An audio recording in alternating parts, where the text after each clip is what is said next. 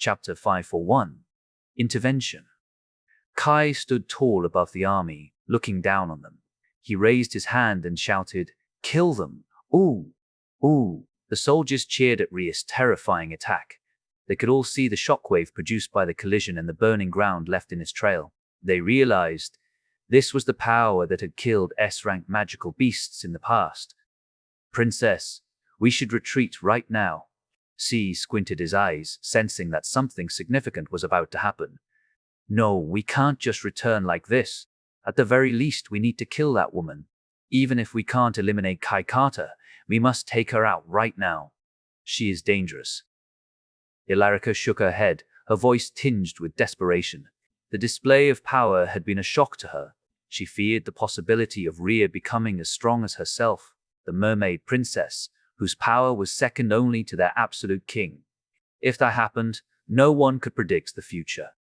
Unfortunately, before the fight started again, a high-pitched sound echoed. The sound is like that of a whale crying as if telling them something. Kai furrowed his eyebrows. He didn't understand this language meant.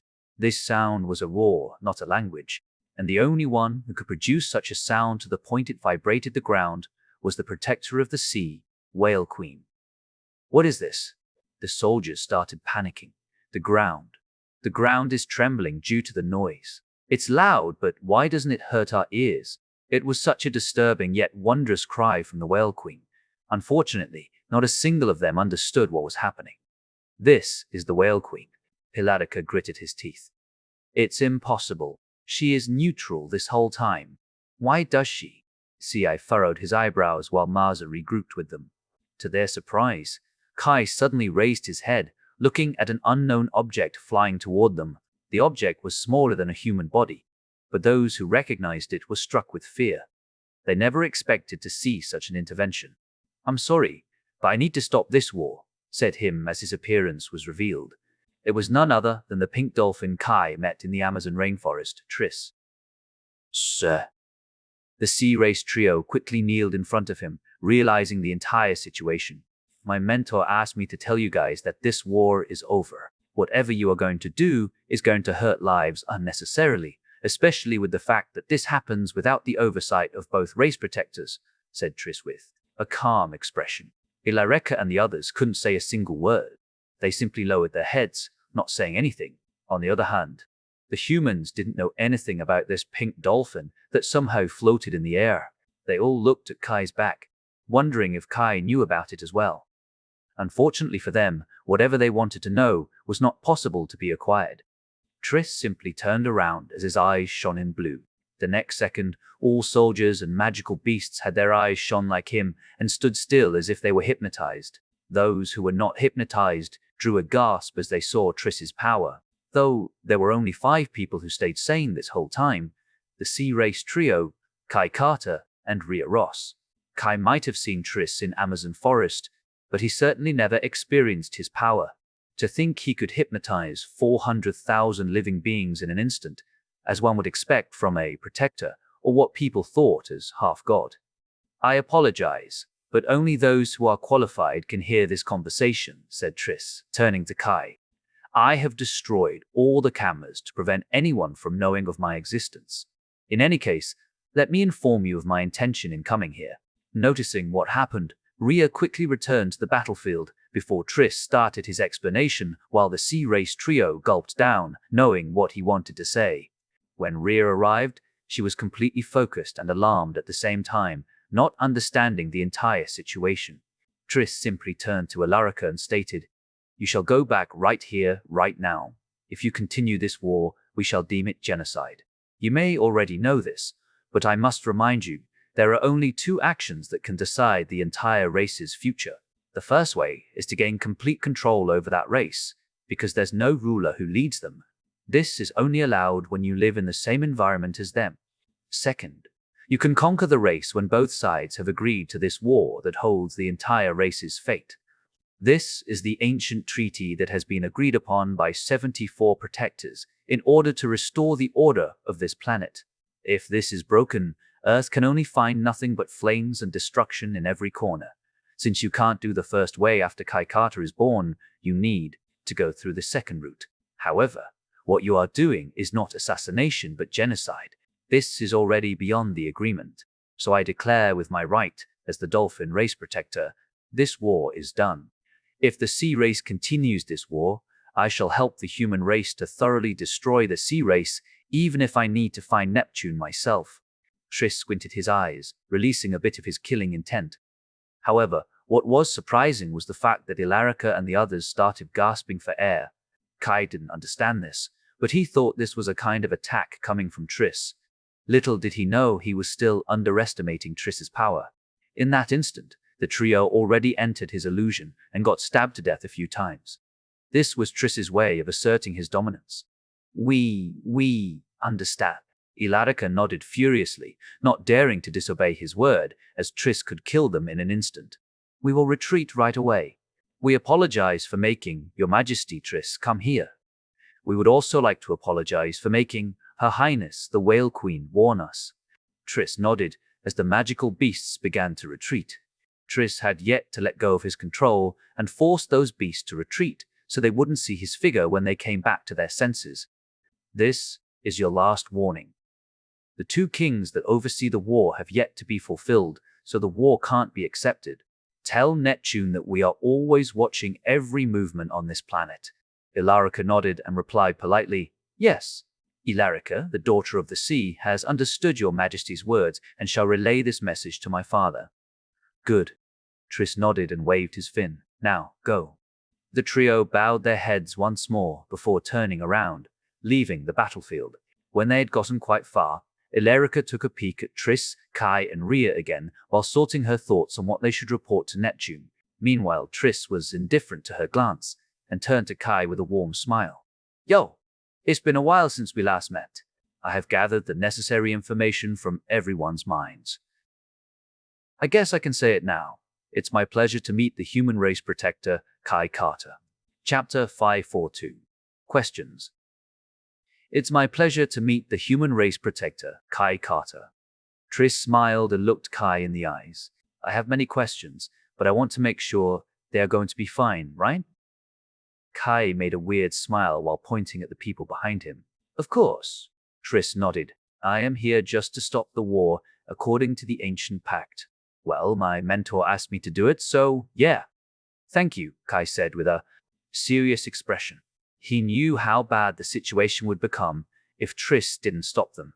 In fact, he had prepared to use his ultrasonic assassin to create a powerful blast in the middle of the enemy ranks. Now that he had learned how to control his power and had become even stronger, he thought he could withstand the full force of his ultrasonic assassin for a little bit longer. At least, he wanted to injure the enemies as much as possible to force them to retreat.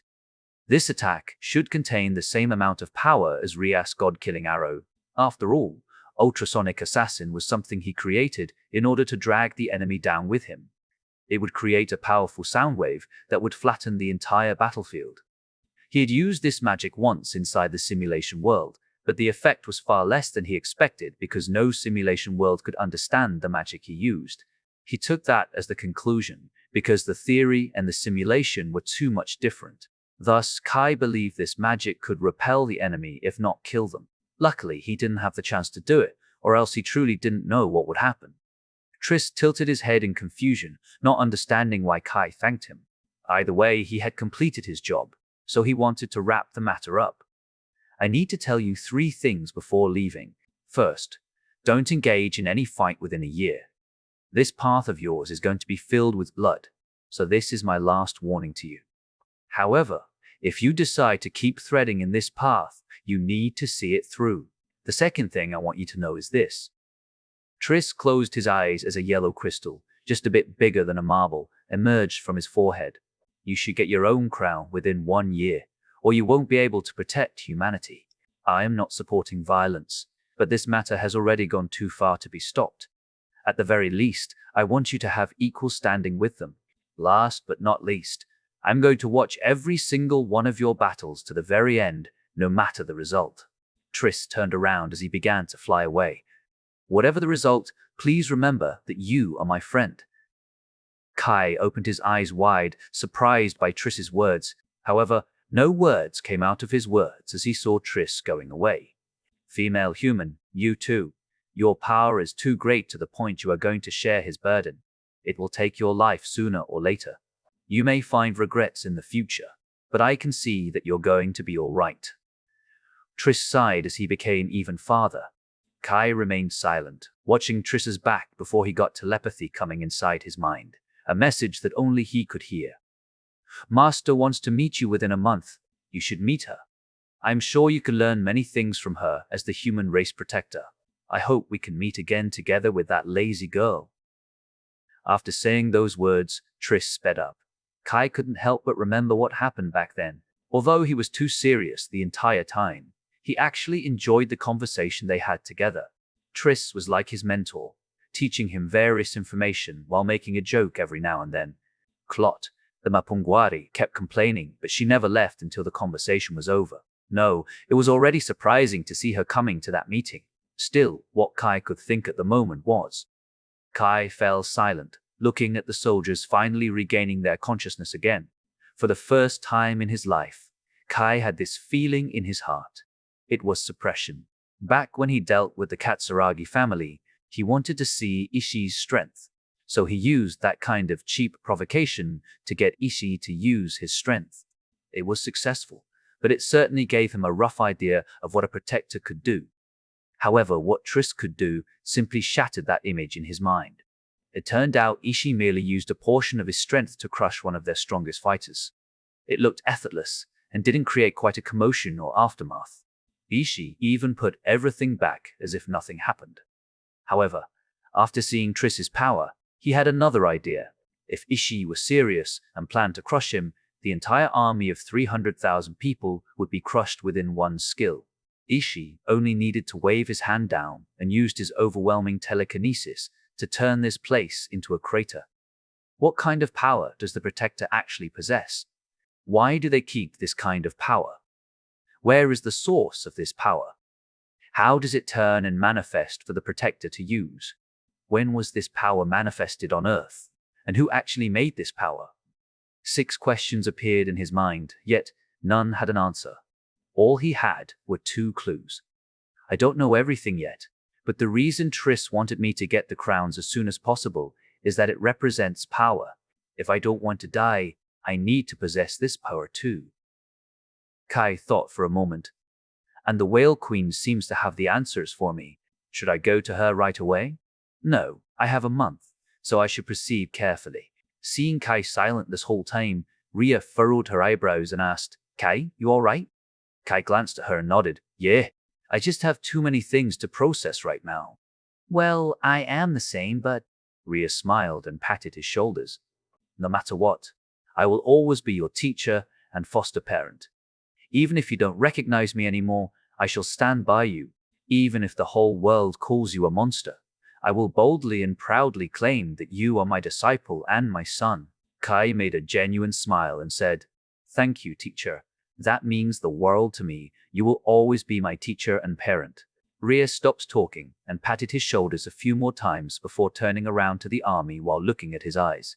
Kai scratched the back of his head, knowing what she was implying. What is happening? Where is the enemy?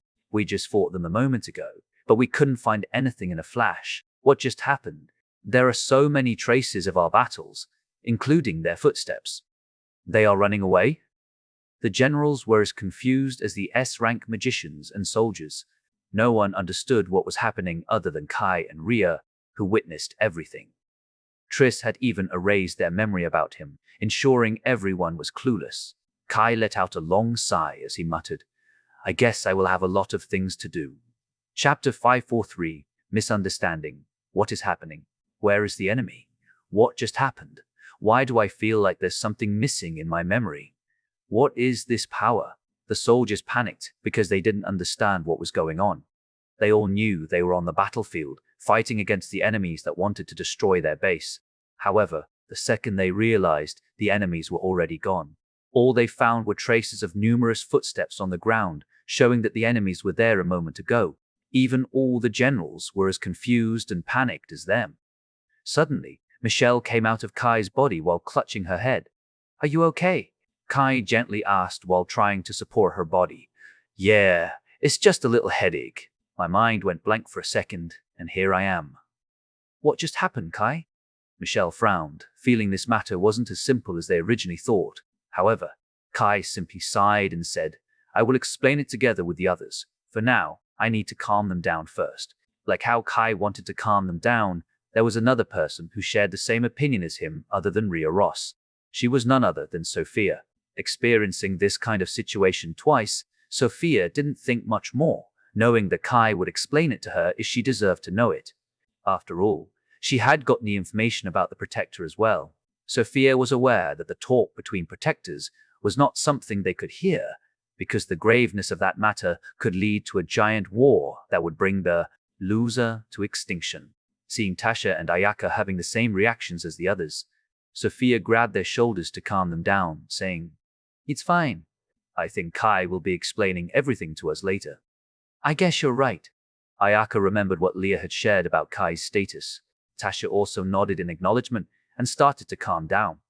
They finally saw Kai flying in the air as his voice suddenly filled the entire battlefield with his magic amplifying his sound.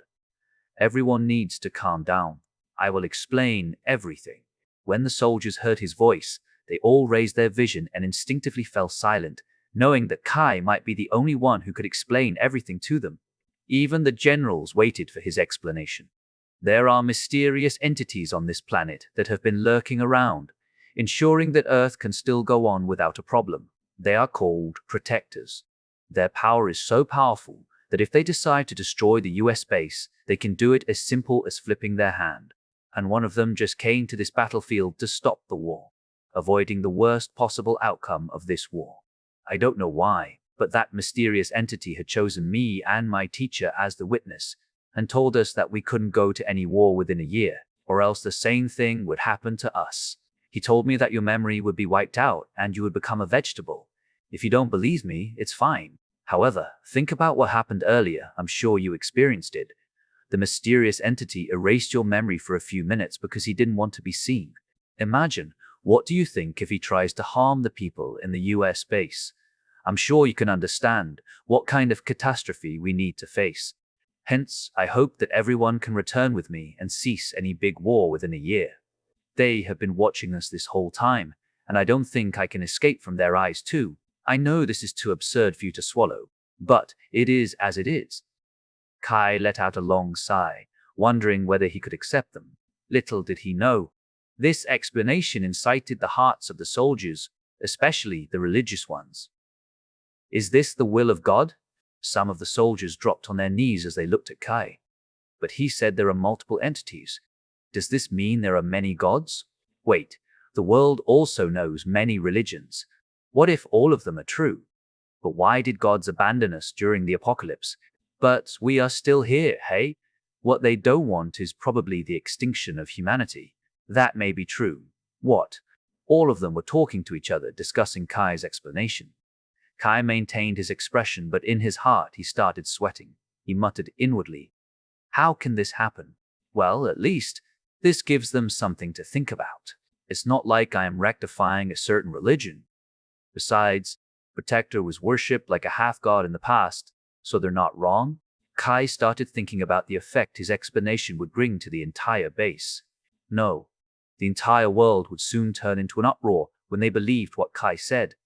There would be numerous conspiracy theories, but they would soon be dispelled when Kai's status was exposed. At that time, there was no point in concealing it anymore, since his power should have become so strong that no human would be able to kill him. The same applied to his girls and family. However, their reaction was unexpected. They all looked at Kai with adoration as one of them said, He is the chosen one. He is the saint. But what religion? There are multiple religions, so can we safely assume all of them? Just believe what you have believed this whole time. It's going to be fine. That may be true.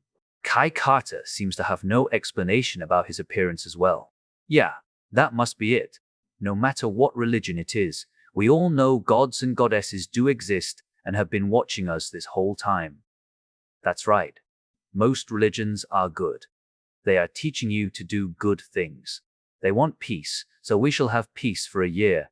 Still, it doesn't change the fact he is a chosen one. Yeah, he is a chosen one. Their talks became even more ridiculous as they began to glorify Kai. Ria was chuckling when she heard their comments. She wondered if there would be a new religion soon with Kai, as the San Sophia, and the others also tried hard to hold their laugh, since they knew the truth about the protectors. Many also didn't believe what happened, but Kai only explained such a thing, so they needed to swallow it for now. They were sure that Kai would explain something to the president too. Whether they knew it or not, they would just wait and see. Kai was aware of this matter, but he also had the strength to reject the proposal, considering his strength was far above them. If Kai decided to escape, the US base couldn't handle the consequence, especially with how the soldiers glorified Kai. Many citizens would surely do the same after this incident. Kai could only ignore their reactions until everything came to light 1 year from now. After all, he believed the enemies would launch an all-out attack after the 1-year peace period was over, since Kai had been visited by another protector. Although his objective in hiding his status was a failure, they gained a year to prepare for everything, and within that year Kai would have claimed the throne as a full-fledged protector. Still, he had several things to do, so he said, "All troops, retreat." Chapter 544. Later discussion. With that order, the entire forces retreated to Chile military base. Because of the report, even the president needed to join the meeting by making a video call. As expected, Kai needed to give more explanation to the president and other generals who participated in the previous battle. Luckily, Kai could maintain his innocence by pressing the point he had stated. After a long discussion with the others, he finally had the time to rest, knowing they couldn't press Kai too much or they might lose him for good. The first one that would take advantage of the situation would be Marcia. As soon as she invited him to the EU base, the US base would become the second United Asia, becoming another foolish base that abandoned the hero. It would become even worse if the citizens believed what Kai said, since it would mean Kai's status became even higher. After dismissing all the generals from the meeting room, Kai retired to his room while furrowing his eyebrows. Michelle, Ayaka, Tasha, Sophia, and even Ria Ross visited him due to the importance of the matter. Sophia couldn't help but say, "Yo, this lowly one greets Senkai Kata." Peft! Michelle and Tasha burst out laughing. There was a big difference between a saint and a protector after all. Hearing their laughter, Kai only rolled his eyes and looked away. "You three should stop." Ayaka let out a long sigh, knowing that Kai only had that option to hide his identity. "Still, since the enemy has known your identity, is there a reason for you to hide the fact that you are also a protector?" Ria asked with a serious expression. "Unfortunately, yes." Kai nodded, confirming her question. "First of all, it will affect our morale, considering the terminology used by them and the real one is the same. They will think I'm one of them, lowering the trust between us. I won't be able to utilize them or raise their morale on the battlefield, which is quite a hassle. On the other hand, if this matter is revealed during the fight, they will realize I am truly a human race protector. No other conspiracy theories will surface during that battle, knowing it will be the one that decides the fate of all humanity. Of course, I can simply ignore them, considering the power of the protector is like that of a god. They are so strong that it's hard for them to recognize protectors as normal beings. After that, although I am aware of the fact that I'm a protector from their point of view, they have yet to understand the graveness of this matter. This will at least provide me with some sort of protection in terms of information and safety. In other words, I can move freely around to prepare for the big war. There are various things I want to prepare for the war after all." Kai looked down, falling into deep thought. "Do you need anything from us?" "We can do a few things to help you," asked Ria, thinking about the burden he needed to carry. "It's fine." Kai shook his head with a smile. "All I want is for all of you to keep training to fight their strongest fighters. If it weren't for his warning, I might have been assassinated before the war even started. Not by them, but by others trying to help them. I understand. I should keep practicing to make sure I can cut down the shark by myself. I wonder if that shark fin is good for health, considering he has evolved." Ria looked up, seriously thinking about it. Kai chuckled and looked at the girls. "I wish you could do it too. Also, tell Felice we have another matter and I need to delay her training. She probably needs to wait a bit longer." "I will tell Felice about it." Tasha nodded. "Then I will take care of your parents." Michelle raised her hand. "That means I'm going to stay in the house for most of the time." Leah will probably be with me, so yeah? In that case, I want Ayaka to do something for me. Kai smiled. You are going to visit United Asia since you are familiar with it. I will list everything you need to do there. I understand, she nodded. I will do my best to fulfill all those missions. Thanks.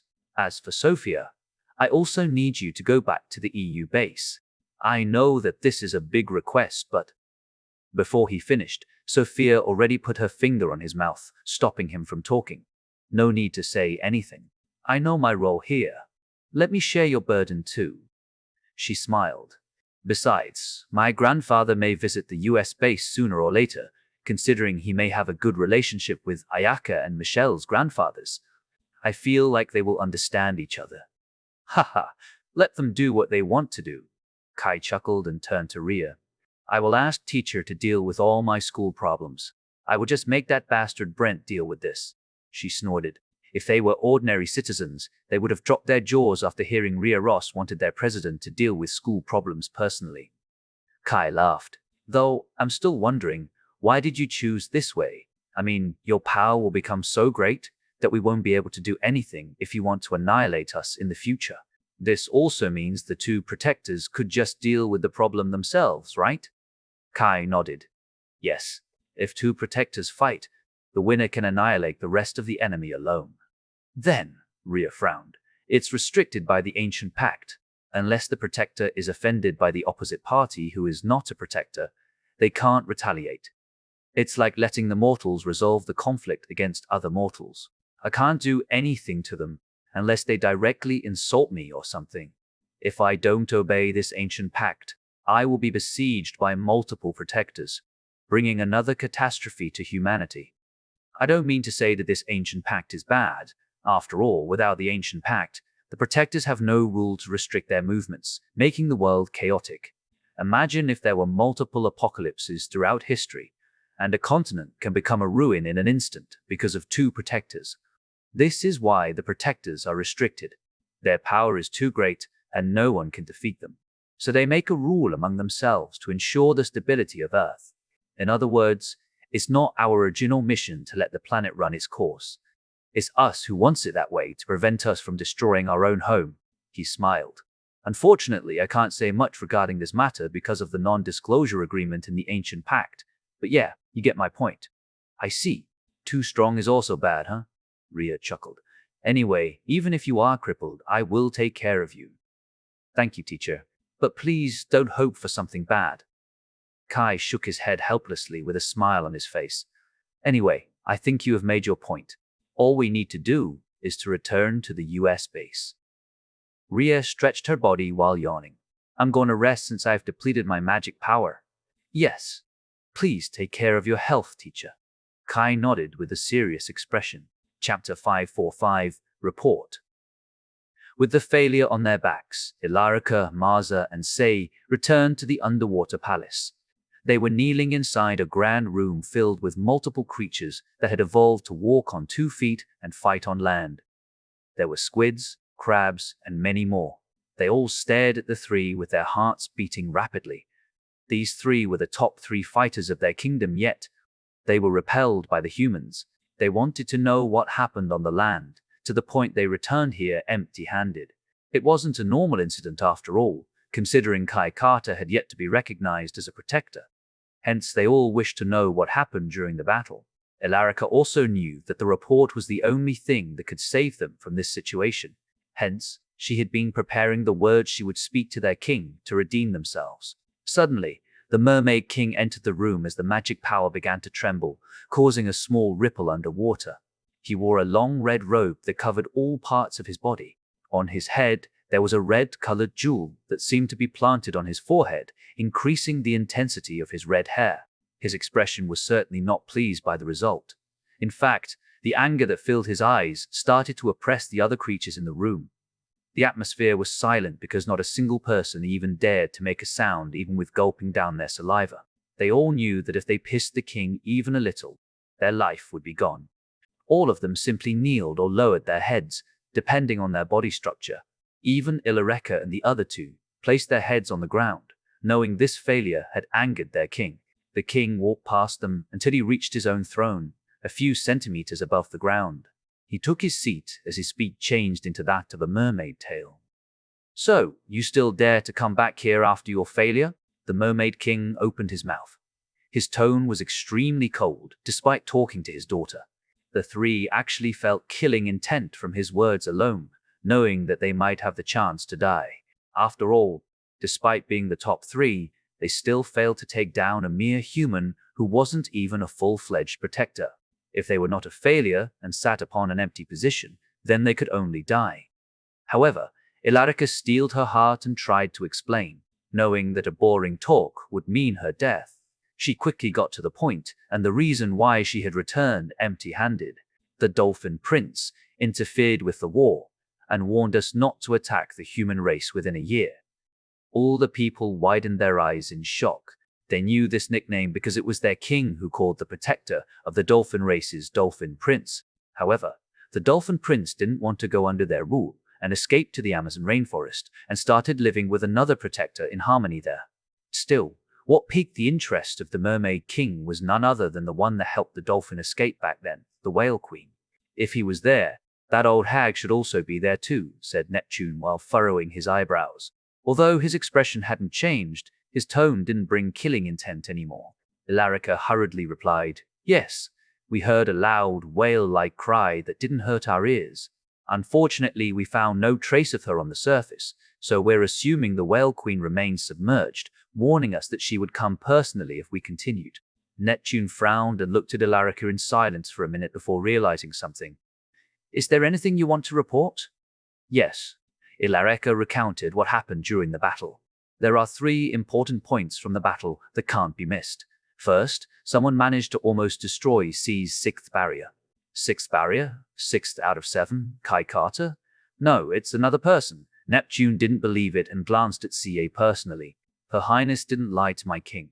C shook his head. "If I get your permission, I can show you the extent of the damage." "Fine. Thank you very much." C rose from the ground and summoned all his gates, only to find himself summoning one fully intact and another one covered with cracks. All people sucked a cold breath, as they never expected to see this kind of power. C was like an impenetrable fortress among them, so they could understand why they couldn't do much in the battle. Even without the intervention, they would have a hard time dealing with these humans. "I require 2 years to recover all these shields," he sighed. "Not acceptable. Since they want a year, I will personally lead the army after that period is over. Kai Carter mustn't be left alive any longer." "Yes. In that case, I can only recover 3 gates and my 6th gate." He sighed. "Whatever."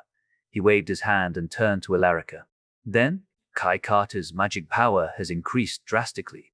Neptune's expression darkened. "However, according to our information, Kai Carter is registered as someone who possesses low magic particles in his body. Instead, it's his sister that holds a ridiculous amount of magic particles. But when Ceci fought her, the number didn't match up, and his sister also possessed sealing magic instead of space magic. So, he sealed his power inside that woman's body?" "Yes. We thought he planned to hide his power, but it wasn't that case. Everything was just a coincidence. For now, we have no information that seems to prove that Kai Carter has met any predecessor. I think there is no one anymore. Whatever. As long as I know Kai Carter has met another protector, it's enough for the time being. This year will be his final year to relax. After that, we're going to annihilate the human race." He harumphed. "Anyway, my plan will be complete within 9 months, so there's no need to waste too much time on this matter. And what's the last thing? We haven't found a single jewel in his body, so we are assuming he hasn't received any inheritance. 2 out of our spies have been eliminated, but all of them can't find anything regarding the altar and King Jewel." He thought for a moment. "Most of our power comes from the jewel. It's easy to steal the jewel, but each race has its own characteristic to suit the jewel. However, only the king candidate has a perfect body to withstand the jewel power. If he has the jewel, he will become a great foe with power equal to mine, but if he doesn't have one, we will simply make humanity extinct right after." He harumphed and rose from his seat. His expression was still cold, but the hostility finally disappeared. He stated, "You're pardoned. but you're going to live in the cold cave for a year to atone for this failure. Make sure you are ready for another war after finishing your punishment, understand? Yes, my king, thank you for your leniency. The three replied in unison. Chapter 546. Whale Queen. After settling everything inside the Chile military base, Kai stood next to the runway and watched how the plane that brought Michelle and the others back took off. Kai only waved his hand and stayed in this base for a moment due to one reason. Sir, a soldier called him. Kai glanced at the soldier and smiled. Do you need me? I would like to inform you that the base has started making its way to the other two bases to start the process of restoration. That's good. For the time being, you can assume there won't be any major wars like the one we had not long ago. Kai nodded. Just proceed with the plan suggested by headquarters. As long as you watch the perimeter, the base should be restored within months. Yes. Then, it's time for me to go. Kai snapped his fingers as a pink magic circle formed beneath his feet. He waved his hand and disappeared. His disappearance had been told to others, so Kai could do everything he needed in order to defeat the sea race. And the place he visited to do that was a beach. The beach in the corner of Chile, where he tossed the red-colored gem he received from Ishi into the water. The wave sucked the jewel deep into the ocean, as if the water was alive. After waiting for 5 minutes, he suddenly saw a change on the surface. On the water not far from his position, there was a small blue platform that could fit several people inside. Knowing that this was an invitation from the one he visited, Kai used his sound blast to launch himself into the air and landed safely on top of this blue platform. Surprisingly, the platform started moving as soon as it felt Kai's presence, bringing him to the deeper water. After 1 kilometer, Kai suddenly picked up a loud sound coming from the edge of his hearing range. In that instant, he realized the jewel was the key to meet the Whale Queen. After all, there wasn't a single creature bigger than the Whale Queen around this place. Kai waited a bit longer as the platform carried him toward the Whale Queen. When he saw the 500-meter-long giant whale, his heart began racing. He had never seen a creature this big, other than the snake in Russia. However, it was a different matter entirely when the other party was a protector. Their eyes intertwined as Kai gulped down, wondering what kind of person the Whale Queen was. Suddenly, a voice entered his head. It's the first time we met. The voice was that of a female, but he noticed some cracks on it as if the whale had trouble talking due to her age. Yes. I am Kai Carter. It's my pleasure to meet the Whale Queen. Kai nodded with a serious expression. Whale Queen, huh? That's the nickname that has been given to me by many people. Sorry, but I can't give you my name. It's not like I don't want to. It's just that I have long forgotten my name, the Whale Queen replied slowly. Kai smiled and nodded. I understand. Please think no more of it. A name is just something we use to call others more easily. There are only the two of us here, so there's nothing wrong with that. However, I would like to apologize if my words are rude. I'm not very good at speaking politely. That's fine. Talking politely is tiring. As long as I understand you, and you understand me without any intention in offending the other party, that's enough. Thank you. Kai then waved his hand. I have come here because of someone's instruction.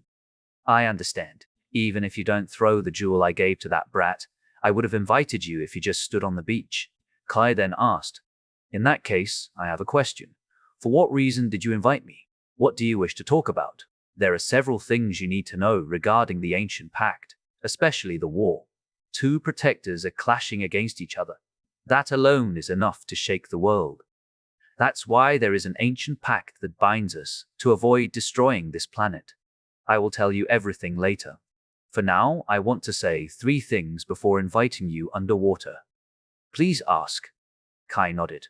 To what extent will you take this war? Kai raised his eyebrows. He thought this would be the second or third question, but to think this was the least important one, he was impressed. For this question, he already knew what he wanted, so he stated, You should know that we can't really venture into the bottom of the ocean. No, we can, but it's not possible to fight there.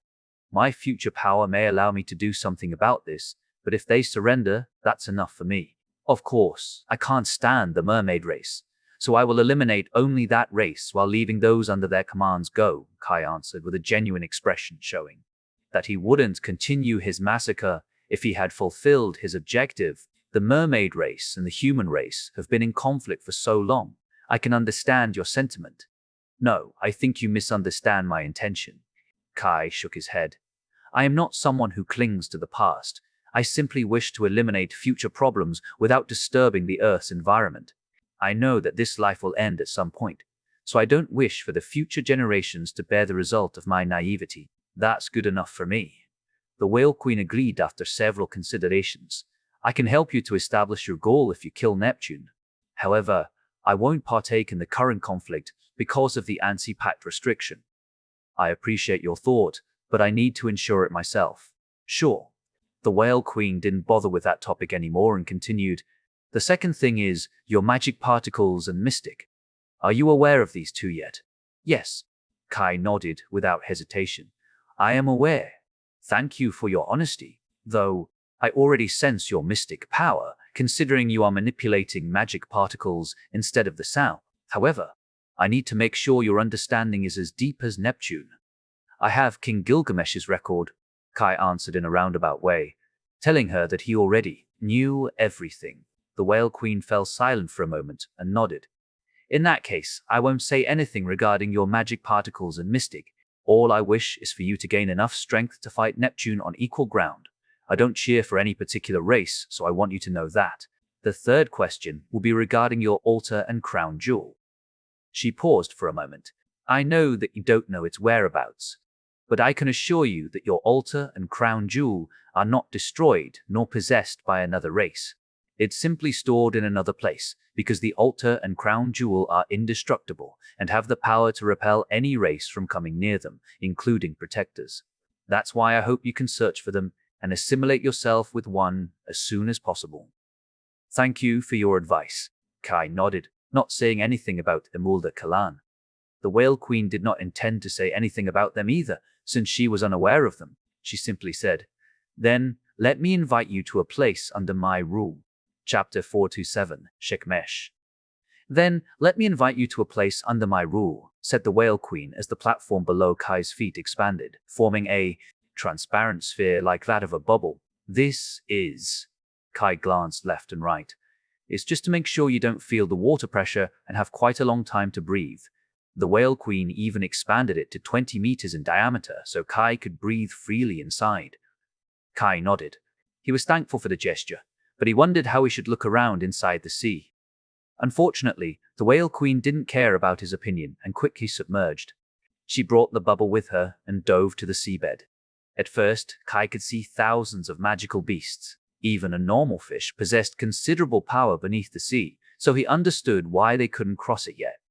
Kai looked around, staring at the deep blue sea. The light still reached the water near the surface, but as they gradually got deeper and deeper, the light became even scarcer. He only had about 30 meters of vision in front of him, despite having dived only 300 meters deep. Luckily, he could still hear various sounds with his extraordinary hearing, even though it was significantly suppressed by the water. Kai narrowed his eyes and looked down, falling into deep thought. He muttered inwardly, My ears don't touch the water directly, so the hearing that is supposed to be stronger is gone. However, I can still hear within a 1-kilometer radius, so I guess this is fine. I can sense several magical beasts that seem to be releasing ominous presence. Though, the moment I accept the Whale Queen's invitation, I have entrusted my life into her hand. After all, I won't likely survive if the bubble pops out. Kai let out a long sigh and kept observing his surroundings. They kept descending to several thousand meters before Kai suddenly took a step back in shock. This? It seems you have heard it. The Whale Queen let out a sound before looking down. Take a look at the bottom of the ocean. Kai dropped his jaw to the ground when he saw a powerful source of light on the bottom of the sea. In fact, he soon realized it was multiple sources of light. There were lamps and other things that generated light to brighten the seafloor. This is... Kai looked at the Whale Queen while frowning. It was true that this kind of sight was nothing but amazing. However, what shocked him the most was the fact he heard people talking. It wasn't any other language, but human language. Unfortunately, he couldn't understand their language since they seemed to be talking in a traditional language. Even his device couldn't translate the language. Who? Kai muttered and tried to see the bottom of the ocean. You will know when you enter. The Whale Queen reached the bottom in a minute and laid down on the ocean floor next to the light. It was at this time Kai could finally understand what was under the sea. There was also a giant bubble that expelled any water. Inside this half-spherical bubble were multiple light sources and houses, as if there was a town on top of the ocean floor. A human town. Kai furrowed his eyebrows as his bubble gradually came closer to the bubble. When they made contact, the bubble began to merge together as the Whale Queen said, "Please come in." Kai nodded and took a step forward, jumping to the floor that seemed to be made of limestone. There wasn't cement or asphalt, but this limestone had been shaped cleanly to make a smooth road. He looked to his left and found multiple houses. Those houses had unique shapes, as he saw a coral-shaped house with many holes around it. There was also a house made of multiple stones stacked together. He turned to his left. He found two people, male and female. Both of them were stark naked, but there wasn't a slight embarrassment on their faces, as if this was a natural thing to do. The female had slightly pale skin but matched her silver hair. However, he soon noticed that the male had similar facial features. Both of them had silver hair and eyes. Their noses were quite big, but their lips were small. The male had abs and strong arms, but the female seemed to have nothing of that. Instead, their skin was paler than the male. Their height was around the same as him, and Kai couldn't really say they were unhealthy since they seemed to have been living like this for a long time. When the two saw Kai wearing clothes, they were bewildered. "Gakuka? Gakuka?" Suddenly, an old lady appeared next to Kai. She had silver hair and silver eyes. Like him, she wore beautiful white clothes and robes that covered her entire body. To his surprise, the old lady said in a sea natural language, which was learned by most of the creatures under the sea, "I have returned." The old lady smiled at Kai, before glancing at the pair on the side. The couple surprised him again when they suddenly fell on their knees, placing their heads on the ground as if greeting the old lady. "This is..." Kai made a weird expression, staring at the old lady. "Are you the Whale Queen?" The old lady nodded and said, "It's an underwater city I have created in the past due to a certain promise." Kai widened his eyes and took a step back, remembering a certain person.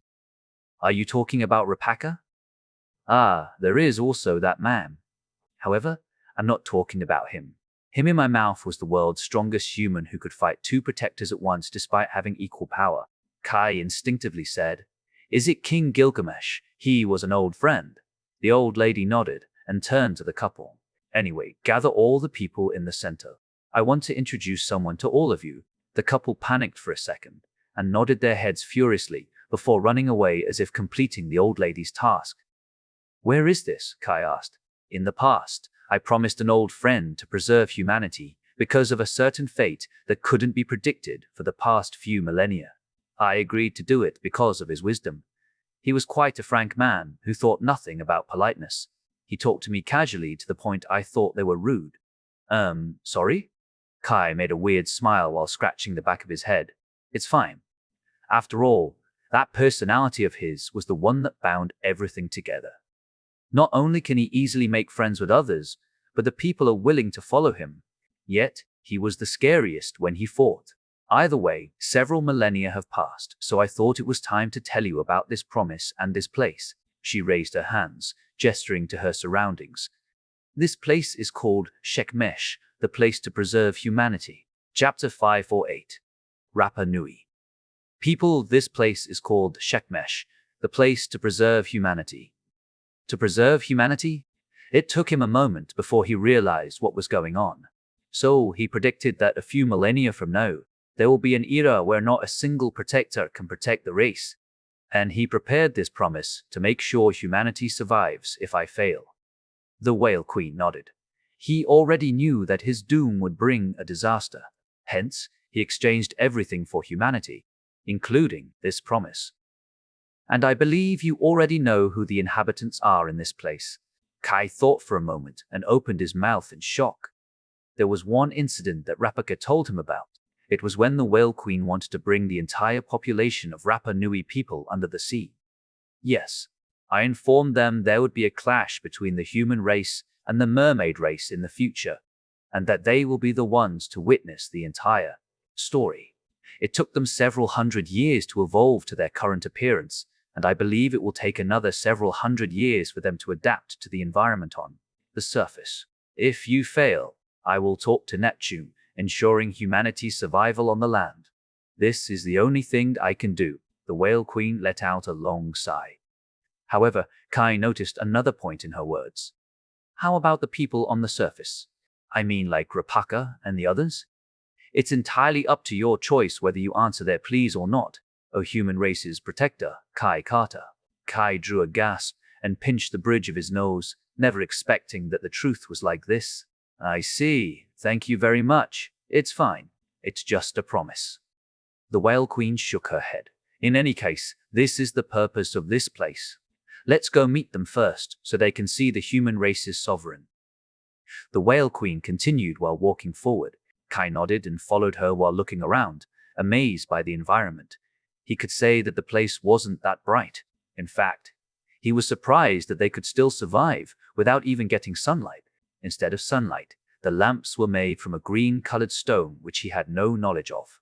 Still, the fact that they could survive meant Neptune wouldn't harm them anymore unless he planned to fight the Whale Queen. The Whale Queen herself was among the strongest and oldest protectors, so fighting her would need a considerable amount of resolve. At the same time, she had taught many protectors, so offending her would mean a possibility they would be attacked by those protectors. Kai ended up believing this place to be the last stronghold of humanity if he indeed failed, though he would do his best to make sure he won the war. After walking for a few minutes, he finally arrived in front of a large field where all the people assembled. He counted them for a second and muttered, "Around 1,000. Although he wanted to ask what kind of food, lifestyle, and other things they had, it seemed he had no freedom to do it when the Whale Queen stepped forward. All people quickly fell to their knees, kneeling. "May I know what do you have for us, Your Majesty?" The old lady stepped to the side and pointed her finger at Kai. "I have brought someone with me." Kai furrowed his eyebrows as he looked at these people. They all had similar features, but still, not a single one of them wore a single strand of clothing. It seemed they either needed to do so to survive, or it was a part of their evolution. Either way, Kai was indeed amazed by the fact there was a human civilization on the ocean floor that lasted for hundreds of years. "Let me introduce you. Human race's protector, Kai Carter." All of them raised their heads and looked at Kai's face in amazement. However, their focus shifted to his clothes as some of them muttered, "Is that clothes, the holy artifact of the land? It's one of the symbols of the king." When Kai heard their murmurs, he made a strange expression while screaming inwardly, "What are these people? These are just casual clothes, and you are treating them like a holy artifact? What kind of knowledge has been instilled in these people by the Whale Queen? It seems they have some knowledge regarding basic survival things, but I don't know whether they understand math or other subjects." Still, Kai put on a smile on his face and said, "I'm Kai Carter." To his surprise, their reactions became even more extraordinary. This is his voice. Such a gentle voice. Despite having a voice that wasn't that much different from their accent, the people glorified him. Kai was smiling in bewilderment while wondering the purpose of the Whale Queen to bring him here and meet them. Luckily, they both could understand the sea race language, so there wasn't a language barrier. But the Whale Queen dropped another bomb when she said, "This is the moment of truth. Your king is going to fight Neptune for your freedom.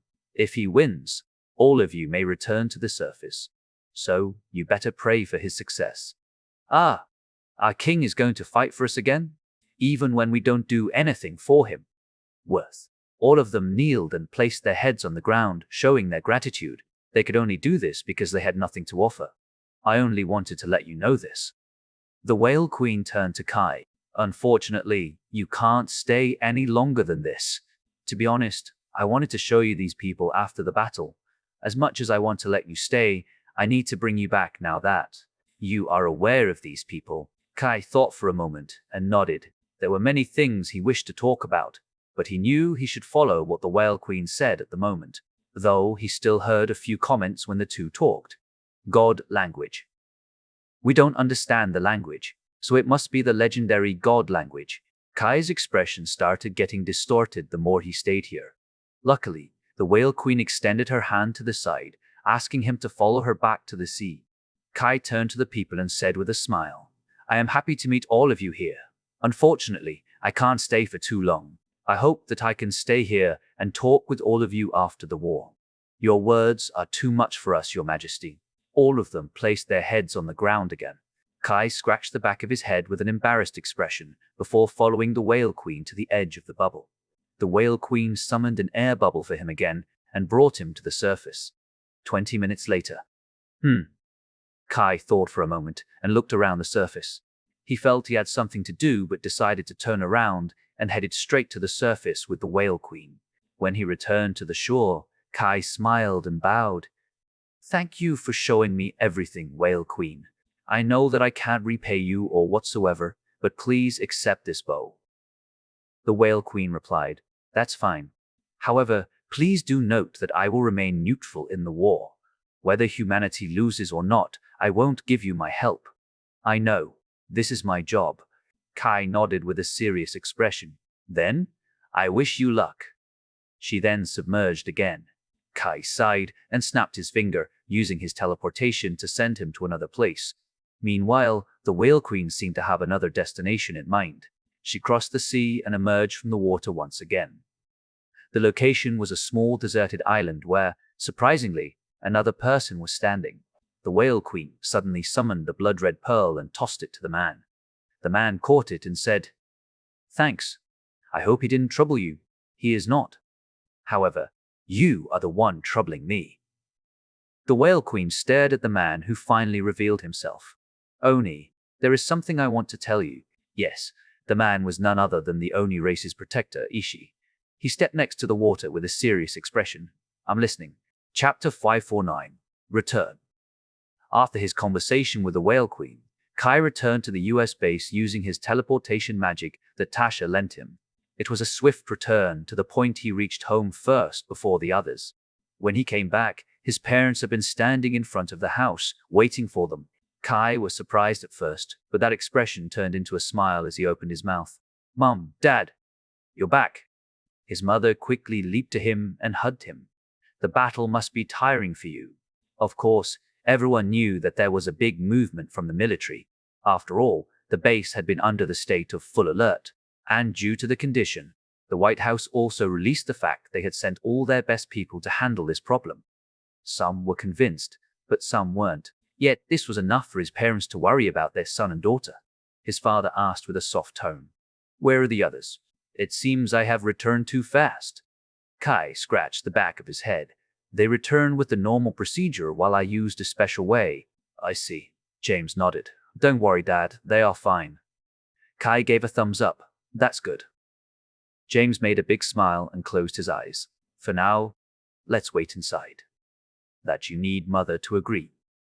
Kai chuckled and showed how tight his mother hugged him. James shrugged and returned alone while saying, You deal with it. Kai shook his head helplessly and used the teleportation magic to send them inside. While his mother bothered him non-stop, the others had finally returned, including Leah. They all came back with a surprised expression on their faces, thinking Kai should return a bit later. I thought you... Michelle stared at Kai. Ahaha, the work turned out to be faster than I expected. Kai chuckled. It's fine. Isn't it good that he doesn't wander around for too long? Who knows if he will kidnap another girl? The mother glanced at Leah, trying to signal something to her. I don't mind, though. It means this house will be merrier. Leah looked away, not wanting anyone to see her embarrassed expression. As the priestess, she had been preparing herself to be the protector's wife. The same applied to Arba, however, because Leah was the current priestess. The primary weight of that role had been placed upon her shoulders. Of course, if the king didn't want her, no one could object to it. However, after living here for a while, she realized that the one holding the authority inside this house was none other than Kai's mother.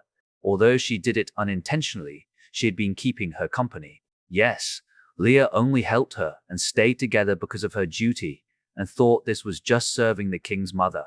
She never expected that her actions would be considered as her trying to be a daughter-in-law. But the situation had escalated to this point. Leah didn't have an intention to correct it, expecting to fulfill her duty as his wife, though Kai hadn't accepted her or anything. Meanwhile, Tasha shook her head helplessly. Mom, another girl doesn't mean another wife. However, all she got was a cold stare from her mother. I know what you were thinking, Tasha. You have always been like this. I still remember how you tried to make sure no girl came close to Kai. That's right. There was an incident where you openly made another girl cry because of your foul mouth. That was in the past. I have come to terms with it. However, there is still a limit. Then, 7 is good. You are not trying to say we can accompany him for a day, right? There is still someone in United Asia, you know. Tasha face-palmed, wondering how she should explain it to her. Albeit, Tasha's answer just piqued her interest as her expression brightened, and she asked, "Who is this? Come, explain it to me." "It's Kai's childhood sweetheart, Mom." Michelle stepped in and explained with a smile. "Do you remember when I played together with Kai? Ah, you mentioned him meeting another girl." "Yes, that's the girl. I can give you the details later. Also, Kai has a student, you know. She doesn't show much expression, but I can assure you she is cute. Of course, she's off limits. I'm going to strangle him to death if he dares to proceed any further." Michelle glanced at Kai with a cold gaze. Unfortunately, this just invited another catastrophe in the family, to the point Michelle was dumbstruck like Tasha, not knowing what to say. "I see. That childhood sweetheart and this student. That's 7. Eh?" Michelle dropped her jaw to the ground, staring at her dumbfoundedly. Tasha patted her shoulder while whispering, "Mentioning another girl will only make her think about the possibility of another wife." Michelle was taken aback, as if she just committed a war crime. She looked at Tasha and gritted her teeth. "Isn't this because of you pushing away all the competitors to make Kai look unwanted? This is the result." "What did you say?" "I am doing this so there's no one who will take advantage of Kai." The two began to argue, but suddenly their shoulders were grabbed by another person. However, when they looked at who it was, they began to sweat. "Mom?" Tasha gulped down, looking at the terrifying expression of her mother. Michelle was speechless, never thinking that her own decision led to this disaster. Unfortunately, the hands on their shoulders moved quickly to their necks as she dragged her to the kitchen. Good. Now, let's go inside to tell me everything." "Wait, we can talk about this later, Mom," Tasha tried to explain. "That's right, we just returned home. How about we rest first? We can tell you tomorrow." "I don't want suspense. You are going to kill me with it. How dare you torture your mother with this?" She smiled and dragged them away. Kai scratched the back of his head, glancing at his father. James also didn't know what to say and said, "Anyway, let's go to the dining room. All your favorite food is already there." However, James also added, "Though I don't really mind. I'm just a silent guy. She is a cheerful one, so this family never bores me. Also, she is quite thoughtful, considering she only drags along the two who always talk, rather than Ayaka, who is still a bit shy, or Sophia, who is too polite." "Shy?" Ayaka looked away and remembered how she acted rudely to Kai when they first met. "Polite." Sophia did the same, knowing politeness was the last thing Kai would say if he talked about their meeting. "Haha, of course, your mother told me that Leah is too reserved." He chuckled. "There is no need to control yourself in this family. After all the images you have created will disappear after 2 years of marriage." Kai sighed and said, "At least Mom hasn't met Michelle and Sophia's grandfathers. It will be a disaster." "That I can't help but agree." Ayaka and Sophia smiled, thinking the scene would be amusing. If they threw Ayaka's grandfather an arbor, it would turn into a big party. "Anyway, let's eat. You can rest after that." James smiled and walked to the dining room. Chapter 550. Preparation. When they had a family dinner, Kai suddenly dropped a bomb. "Actually, I'm planning to leave for a year." Clang. Her mother's spoon fell to the plate as she stared at her son. "A year?" "Yes." Kai nodded with a serious expression. "Although I can't say this to the public, I can certainly talk it out with all of you. The previous battle was nothing but a warm-up. The real one will come in a year." "What do you mean?" She furrowed her eyebrows and looked at Kai worriedly. "I know what you want to say, Mom, but this is the last time." Kai gave a gentle smile, reassuring his mother. "There won't be anything like this anymore in the future. Just for this once, please trust me. I will end everything here." "Why you?" "You have been tormented by your hearing since you were a baby. Even after overcoming that hurdle, you still have to sacrifice your life like this. I just want you to live a normal life." I just can't bear for the world to torture you anymore. Kai shook his head helplessly. The only way to avoid problems is to stop living. As long as we're alive, we will keep facing problems on a daily basis. Some big, some small. I think I can guarantee you that this is the biggest one of my life. I know how you feel, but I wish you could support me this one time. Trust me, I won't do something reckless anymore. Kai smiled and looked his mother in the eyes. They all knew what happened to Kai back when he was a baby, since his mother told them non-stop. When he was just born, Kai had been crying non-stop to the point because of the uniqueness of his ears. Only when he went to a soundproof room did the situation become a bit better. Still, Kai's ears were too powerful. For a normal person, this room could stop all the noises coming from outside, but Kai was still tormented by it. Only the sound intensity got lessened a bit. Every day he would cry for a few hours. His father used all the fortune he had to create noise-cancelling headphones for him.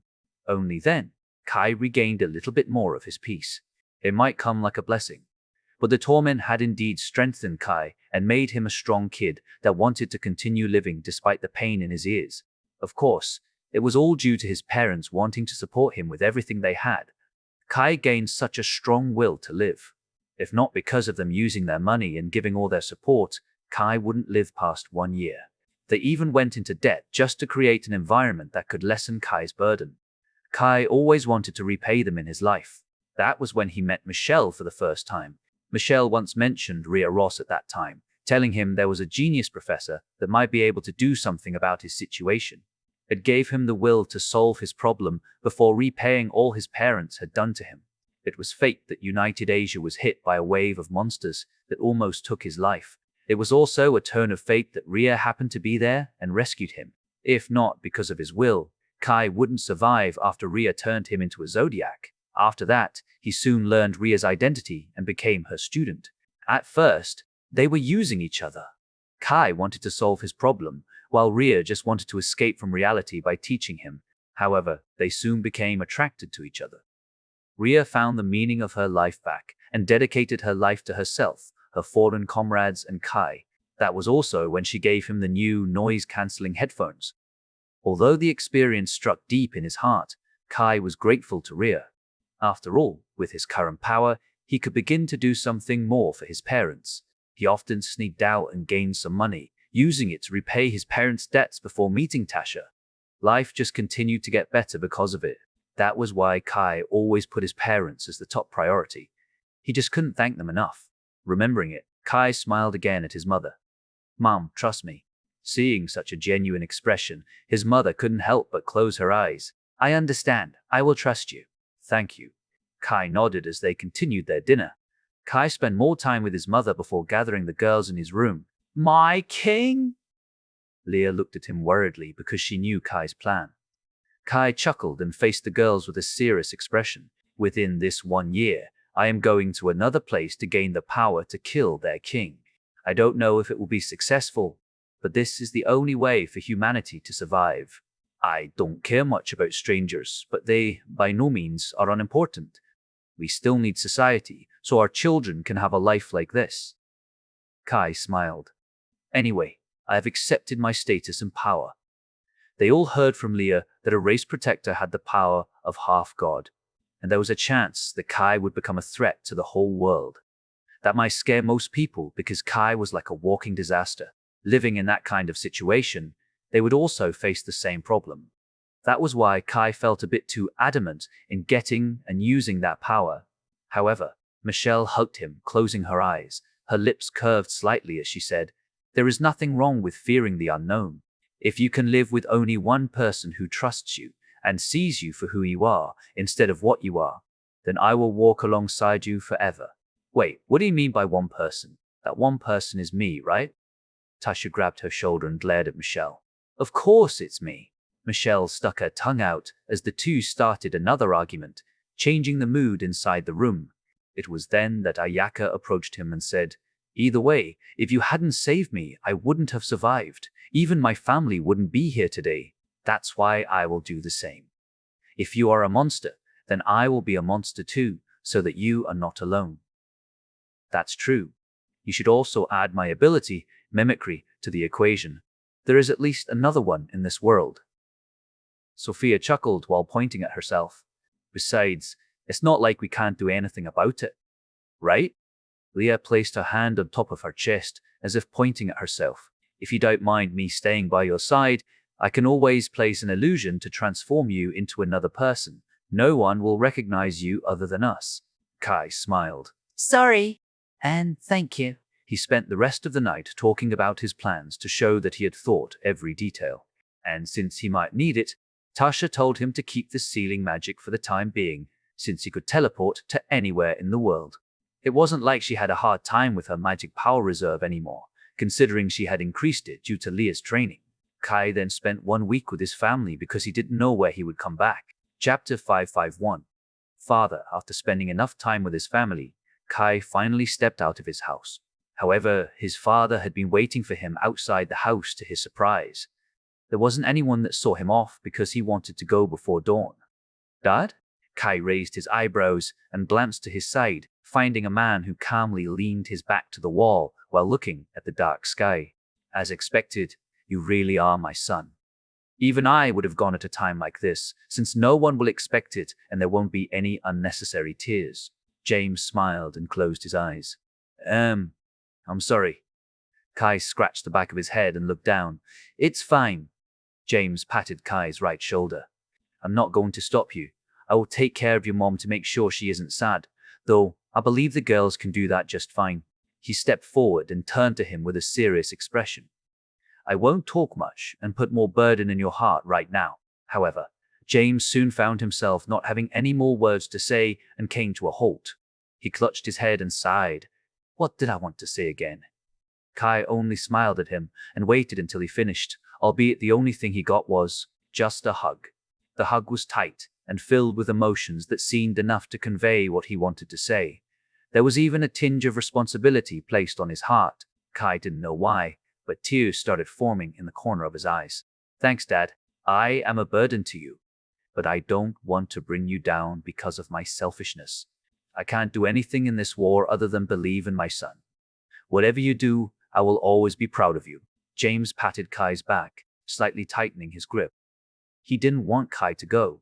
He didn't want Kai to bear all this burden. He only wanted Kai to live his life happily.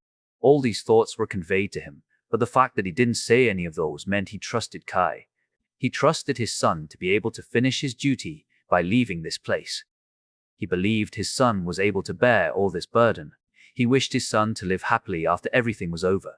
And Kai, who received such a hug, smiled from ear to ear as he said, Thanks, Dad, I'm going. Yes. Be careful on the way. We will always be waiting for you at this place. James released him and patted his shoulders a few times before taking a step back. Kai smiled and made a bit of distance between them. After taking another look at his house and his dad as if seeing his family, he snapped his finger and summoned the teleportation magic circle. See you soon, Dad. Kai smiled as the light from the magic circle began to swallow him, carrying him to another place. Kai took a deep breath and looked at his surroundings with a smile. He arrived in the middle of nowhere and could only see trees and ruined buildings. There were many magical beasts that spotted him, but before they could do anything, he had already teleported again. Just a few more teleports. Imulda Kalan, I'm coming. Kai smiled. Another reason Kai decided to go before dawn was the different time zone. As soon as he reached his destination, he shielded his eyes from the blinding sun, which was already directly overhead. However, the people inside seemed to have noticed his presence as well and quickly came out. The ones who greeted him were none other than Aston and Arba. My king. The two dropped to their knees with their right hand on their chest and the other behind their back. Kai smiled and nodded. Yes. I have told you about my purpose in coming here, right? Yes. Everything is ready. The ritual can be done immediately. However, you may need to prepare yourself. Your body is not yet powerful enough to withstand the true power of the crown jewel, Aston explained with a calm expression. Watching for Kai's reaction, I only have 1 year. Do you think it's enough? Kai asked without hesitation. He wasn't someone who was too optimistic, so he quickly cut to the chase to see whether it was possible or not.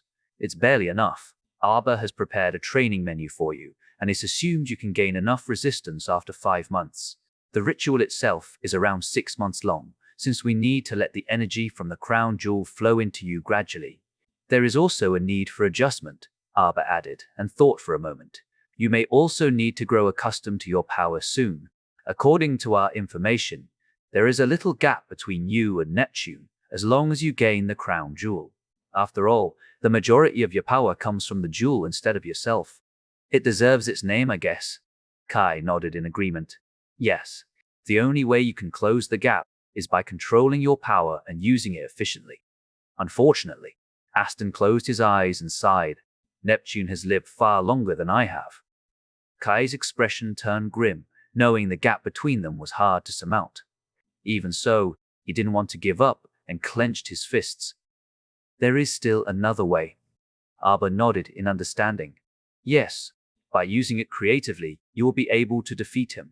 At least the chance is higher than it would be by controlling your power in an old-fashioned way, but it's easier said than done, especially since you only have 1 month left when the time comes. I know. This is why I am planning to do it in an unconventional way. Kai smiled and raised his hand. I have no plan to lose. Besides, I have an idea where to go. I will require your assistance, though.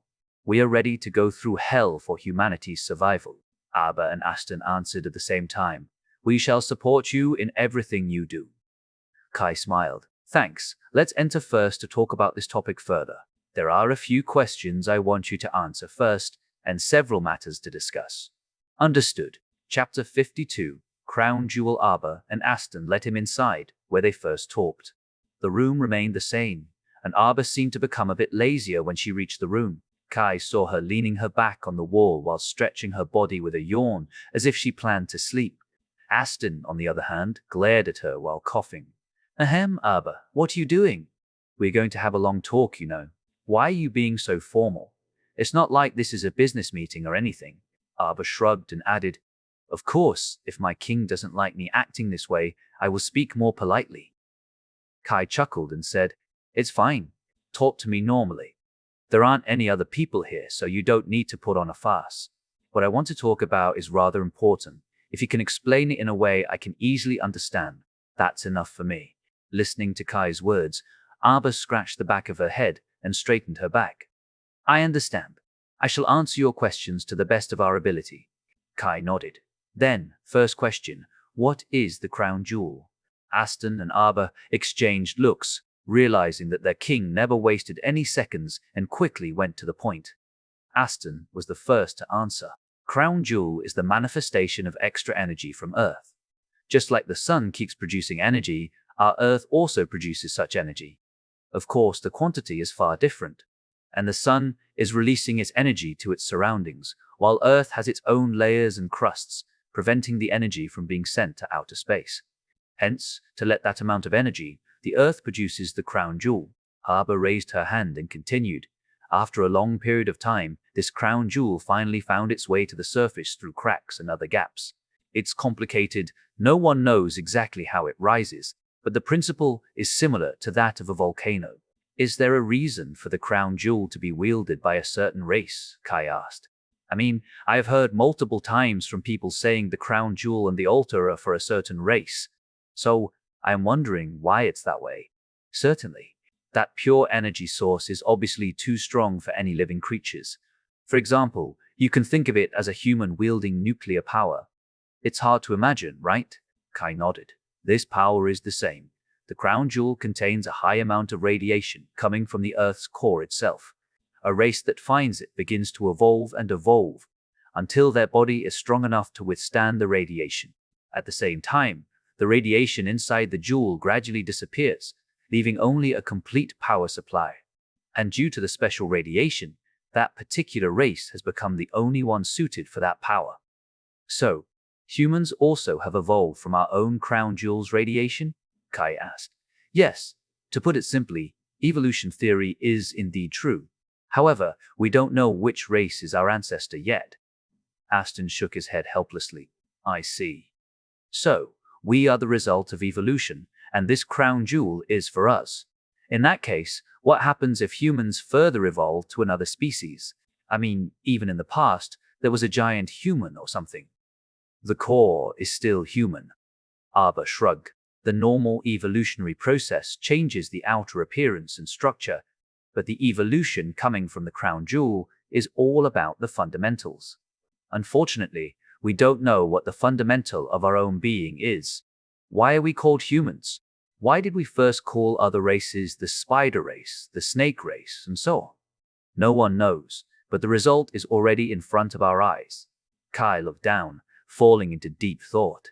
I can understand the situation. Still, I really want to say this. It's truly ridiculous. To the point if it's someone else telling me this kind of information, I would have denied it and distanced myself from him. At least, my king didn't react like Arba. Aston chuckled. Oi! Arba glared at him, telling him to shut up. Meanwhile, Kai already said, Oh, that's interesting. Tell me. When she first. Whoop! Before he started talking, Arba already grabbed Aston's and covered his mouth. You old bastard, do you want to die? Arba gritted her teeth and released her killing intent. I'm just answering my king's question. Aston used his mind magic to send his answer through their minds. Arba's body shook as she looked at Kai with pleading eyes. She tried to assume herself as monkeys, spiders, Aston continued, ignoring her pleas. At the same time, Arba's face was darkened, so Kai waved his hand and said, That's enough. I thought teasing her, who always acted nonchalantly, would be fun, but she has almost burst into tears, so we better stop. Certainly, Aston answered without hesitation, changing the topic in an instant. Either way, we can search the past later, and our future generations may find the answer too. Arba was taken aback and gritted her teeth, glaring at these two who teased her. Aston, you're dead. Why me? Aston widened his eyes and pointed at Kai. I'm answering his question. In any case, you're dead. I will kill you later. She snorted and looked away. Haha. Kai laughed and asked, So, the only one who can wield our crown jewel is me? Yes. This is related to your own core. Every generation, the Earth will bless a child of any race with excess energy. And with the fact there are already so many crown jewels on Earth, the planet can't produce more than that, and choose to bless the child of the race. This blessing will allow them to be connected to the planet. That's why they will always have extraordinary hearing. We tell people that they can hear the Earth's cry. Actually, it's not your hearing itself, but that fundamental element that gets enhanced, allowing you to hear more than you're supposed to, Arba explained with a nonchalant tone. Chapter 53, Reasons. Well, I get the gist of the crown jewel now. Kai nodded with a serious expression, contemplating his stance against this new information. At the same time, a question arose in his head. By the way, how many crown jewels are there? The original number of crown jewel was 103, but due to the conflict and other things that led to the protector using the altar, only 87 left, answered Aston while looking up, recalling the number. Is that so? Kai paused for a moment and asked, This altar, what can it do? Arba suddenly formed a small green ball above her palm and started explaining. Imagine this as the crown jewel. When you start absorbing the crown jewel, it will become a part of your life. However, it will remain outside your body. The altar itself is a tool made to destroy the concentrated energy from the crown jewel. There is no record of who built them, but I believe it's man-made, and the time is right after the ancient pact among the protectors was agreed upon. This tool was created to assert balance between the protectors, avoiding any unnecessary slaughters. After all, they were made from a portion of the energy from the crown jewel, making them unable to be activated by another crown jewel. Unfortunately, this same artifact became the tool of mass slaughter that brought an apocalypse to this very planet. Although unintentional, the mass magic particles stored and concentrated inside the jewel would bring the entire civilization to ruin. There is another ritual to activate the power of the altar, but I believe this is not something you need to learn right now.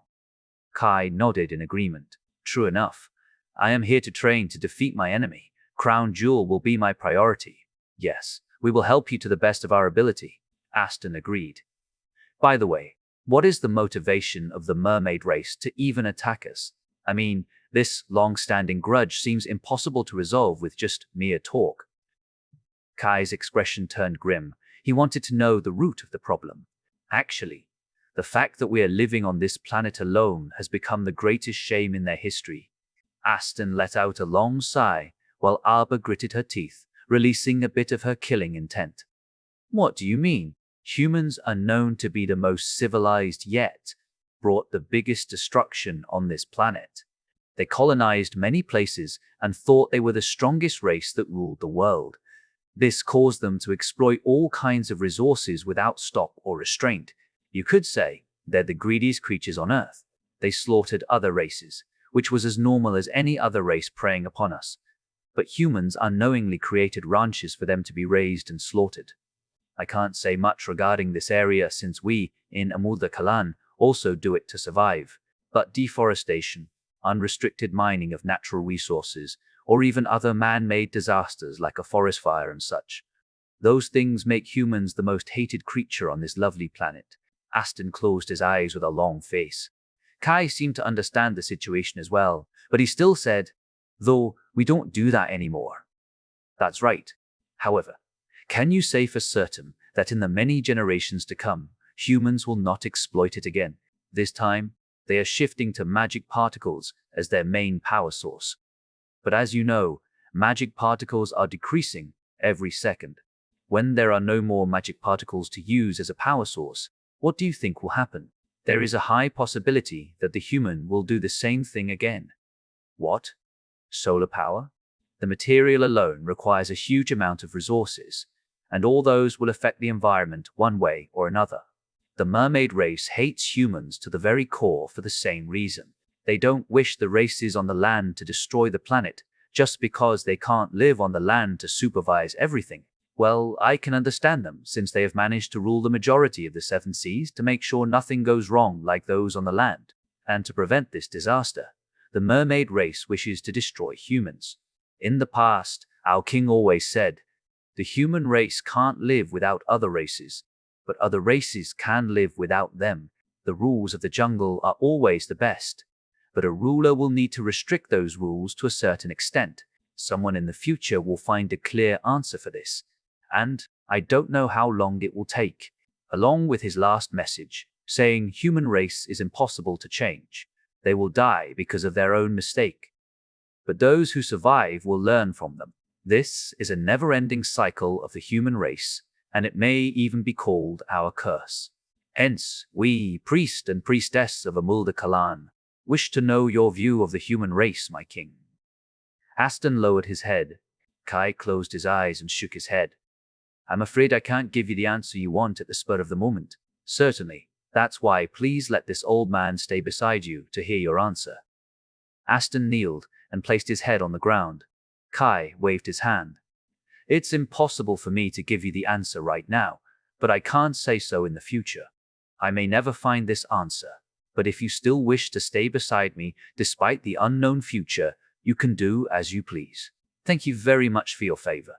Feeling the talk became a bit too serious, Kai scratched the back of his head with an awkward expression. After thinking about the answer for a moment, Kai turned to Arba and changed the topic.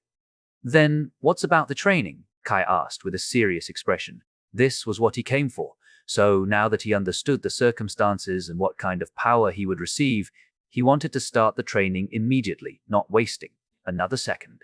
Aston scratched the back of his head and glanced at Arba. I'm not qualified to teach you in physical training, only Arba. Arba's expression brightened and rose from the floor, stretching her hands. It's finally my time. If you wish to acquire more knowledge, you can meet me. Aston smiled and took a step back, letting Arba take over. Kai thought for a moment and put down the bag. Can I trouble you to bring this to my room? I will go with Arba right now. Certainly. Your room will be the one you used previously. Aston nodded without hesitation. Thanks. Kai smiled and rose from the floor. So, what are we going to do? Do you mind if we step out of Kalan a bit? Arba asked. Sure. Kai nodded and glanced at Aston. Aston snapped his finger and deactivated the barrier for a moment. Using that chance, Kai used his teleportation to bring them outside. Because of his power, Aston remained in the room and let Arba take over. I wish you luck, my king. Aston lowered his head again, seeing them off. Kai smiled while Arba licked her lips, feeling excited about this. Chapter 554, Running. So, what are we going to do now? Asked Kai with a casual expression, wondering what kind of exercises he would need to do to build his body. However, Arba's answer truly shocked him. The first thing to do is run. Run? Kai raised his eyebrows, feeling slightly surprised by the normal training menu. He remembered that when he trained here, he did something much more intensive, though he soon took that thought back. Yeah, for now, let's run to India. Arba smiled. Kai widened his eyes and said with a dumbfounded expression, Come again? We're going to run to India. We only have 7 days for this. Are you kidding me? Kai took a step back and looked at this person who seemed to be too serious to joke. Arba let out a sigh and said, I'm serious. We are going to India on foot. Is it too much to ask? No, but judging from the distance alone, we would literally need to run at full speed and without rest to get there. At the same time, there are many magical beasts roaming the area. If they are only B rank or lower, I can simply speed up. But if we are surrounded, it will be a fight. Yes, is that a problem? I'm not going to lift my hand unless needed though. So, killing the magical beasts is your job. Arba tilted her head in confusion. Kai scratched the back of his head, realizing that there was no normal thing to do while training to become a full-fledged protector. Resigning to his fate, he asked once again for confirmation. Are you sure we are going to do this? Yes. Normally, we need to spend around 10 years making our bodies get used to this. That's why the original plan is to train from 7 years old. Leah and Devane have done it too. Aston and I practiced from when we were 6 years old. Since you wanted to skip everything and went straight to the goal within 6 months, I can only do an extreme measure like this. Arba let out a long sigh. Of course, the choice is on you. The enemies are already on our doorsteps, so it's better to get going now. Kai face-palmed and started raising his hands to stretch. He remembered that Arba kept stretching while Aston was explaining everything. Squinting his eyes, he asked, So, you already know about this and have been stretching your body this whole time? Arba looked away and gently stroked her cheek. Well, you teased me. I'm going to remember this. Kai snorted and stretched his body to make sure it was ready to face continuous strains. After a moment, Kai took out his swords while jumping lightly. Okay, I'm ready. Good. Arba nodded with a smile. I will match your speed. Kai harumphed and started running forward with his full speed. By the way, I will be preparing your food and water, so you only need to focus on running, said Arba while following Kai. Titch. Kai clicked his tongue as he soon found the first magical beast in their way. It was a lizard with a long tail and tongue. The lizard itself had a giant body that made it impossible to cross. If Kai took a few steps to the side, it would just decrease his speed, so the moment the lizard opened its mouth and shot out its tongue, he used his sound blast to launch him into the air while continuing that way. The next hurdle came when the lizard tried to smack him with his tail, but Kai simply waved his sword and struck the lizard's tail with his supersonic sword. Because of the momentum and the restriction from the lizard's tail, Kai's body flicked in the air, spinning a few times. Luckily, Kai managed to regain his balance and used his sound blast to land safely, continuing his journey. Disc. Kai clicked his tongue and realized that the journey was going to be harder than he expected. Because of my speed, the restriction feels even harder. With just a slight tweak in my balance, I would have rolled or spun a few times. It will take more energy to adjust my balance, and my speed will decrease for a while. I need to recalibrate my pace and other factors, requiring more energy than I expected. If I don't do something, I won't have enough time to reach India within 7 days, let alone rest. In that case, Kai felt if he didn't improve during these 7 days, the training would be considered a failure, so he changed his strategy slightly. He used his sound blast to send him into the air and utilized the force of his sound blast to speed up. To his surprise, Arba was staying next to him, running as if she could step on the air. However, he soon realized what she was doing was more impressive than he thought. Did you just step on the air? No, it's creating a small explosion force on the air with the air current. Your affinity is wind, right? Kai asked. Arba winked her eyes and gave a thumbs up. Kai's expression turned serious. Even though he still continued running, Kai's mind wandered elsewhere. He was falling into deep thought, looking down and ignoring everything. Seeing Kai in that state, Arba couldn't help but smile, knowing that her king realized what just happened and tried to work on it. Meanwhile, Kai muttered inwardly, the sound blast magic circle itself is around 60 centimeters in diameter. That's the smallest I can do to keep my balance. However, What if I make it even smaller? I would then use a smaller amount of magic particles to activate it. But this will make my balance bad because I don't have enough force to step like that on the ground. Kai thought for a moment and soon widened his eyes. Wait a minute. The most important thing in running is the front foot to give an explosive power to move forward and the back foot to adjust my body to land. What if I create a 5 centimeters magic circle on both areas? It should be enough to keep my balance while maintaining my speed. At the same time, I won't need to use more magic particles than I need to. Can I do that? Kai gulped down, not realizing that an eagle seemed to be flying from the opposite direction, trying to strike him down. In that instant, Arba increased her speed and stepped forward. Scree! The eagle let out a loud cry while Arba only extended both hands forward. She suddenly opened her arms wide as if opening something, and soon the eagle was ripped apart with blood splashed to the side, not hitting her and Kai behind her. I'm sorry, but my king is lost in thought. You shouldn't disturb him. Arba smiled and continued protecting Kai during this time. Meanwhile, Kai started adjusting his magic circle, unaware of the eagle. He simply formed a smaller magic circle, placing it both on the front and back foot. He tried to step on the air and launched himself by using those small magic circles. Whoosh!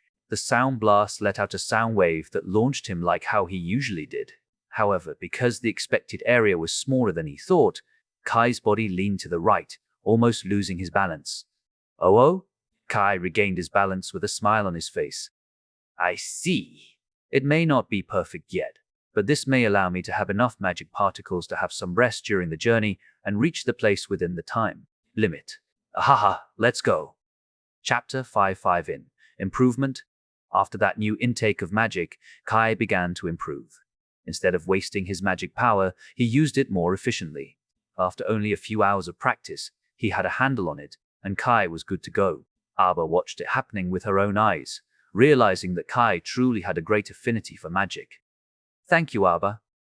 Kai smiled, continuing to run through the air. It's my job. Arba waved her hand with a smile. Though, I'm afraid you are going to need to take over once you have stabilized your position and grown accustomed to your new magic. Yes, Kai nodded. I think it will be fine. Kai stepped forward to lead again, his swords held ready. Still, I can't understand what kind of body you are trying to create. Time. I mean, we are still running normally. Tai contemplated for a moment but couldn't find the answer. Running was running, no matter the intensity, he thought. Yes, however, there are a few catches in this run. She smiled. First, you are required to have a certain amount of speed. That's just a simple difference between jogging and sprinting, right? Kai asked. Yes. However, the training takes you to another level because you are fighting air resistance. This friction will gradually slough off your skin, allowing it to be replaced by a tougher layer. After all, your body isn't shaped like a bird's, nor has it evolved to withstand that kind of wind pressure and use it to its advantage. I see. Kai nodded in understanding. I can understand the concept, but I don't know if it's healthy, from a medical perspective. You alone have surpassed humans, she shrugged, especially after getting the excess energy of this planet. Fair enough. Kai chuckled. So, what's the second reason?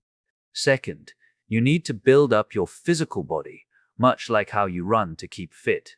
Because you are running at such high speeds, it will increase the rate of your improvement as well. Of course, this can't be done by normal humans. They would be too exhausted to even attempt it.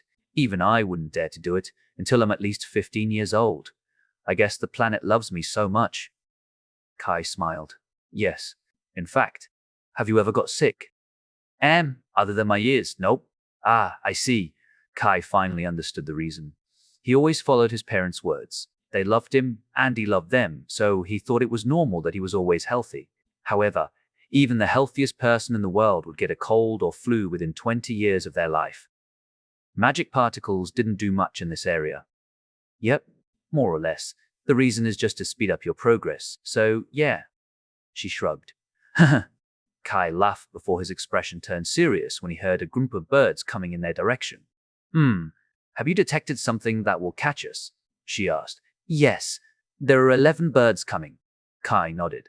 In that case, I will let you fight again. Arba chuckled. Besides, I believe the current you will be able to destroy them without feeling anything. Kai glanced at her and shook his head helplessly. What do you expect from me? Kill them from a distance. That's up to you. Kai fell silent before thinking about another impossible thing. Wait a minute, I feel like I can do something about this. Kai looked at Arba's face for a moment. Arba felt slightly awkward from his gaze and decided to tease him. If my king desires my body, I shall serve you tonight. Nah, you can do it by becoming my meat shield in front of me right now. Kai chuckled. However, what Arba did when she ripped monsters apart without even touching them gave him inspiration. This new magic was related to his supersonic sword, sonokinetic blade, and oscillation shield. The supersonic sword made his blades vibrate at a very high speed, sharpening them to the point where they could cut through almost anything. However, this wasn't enough.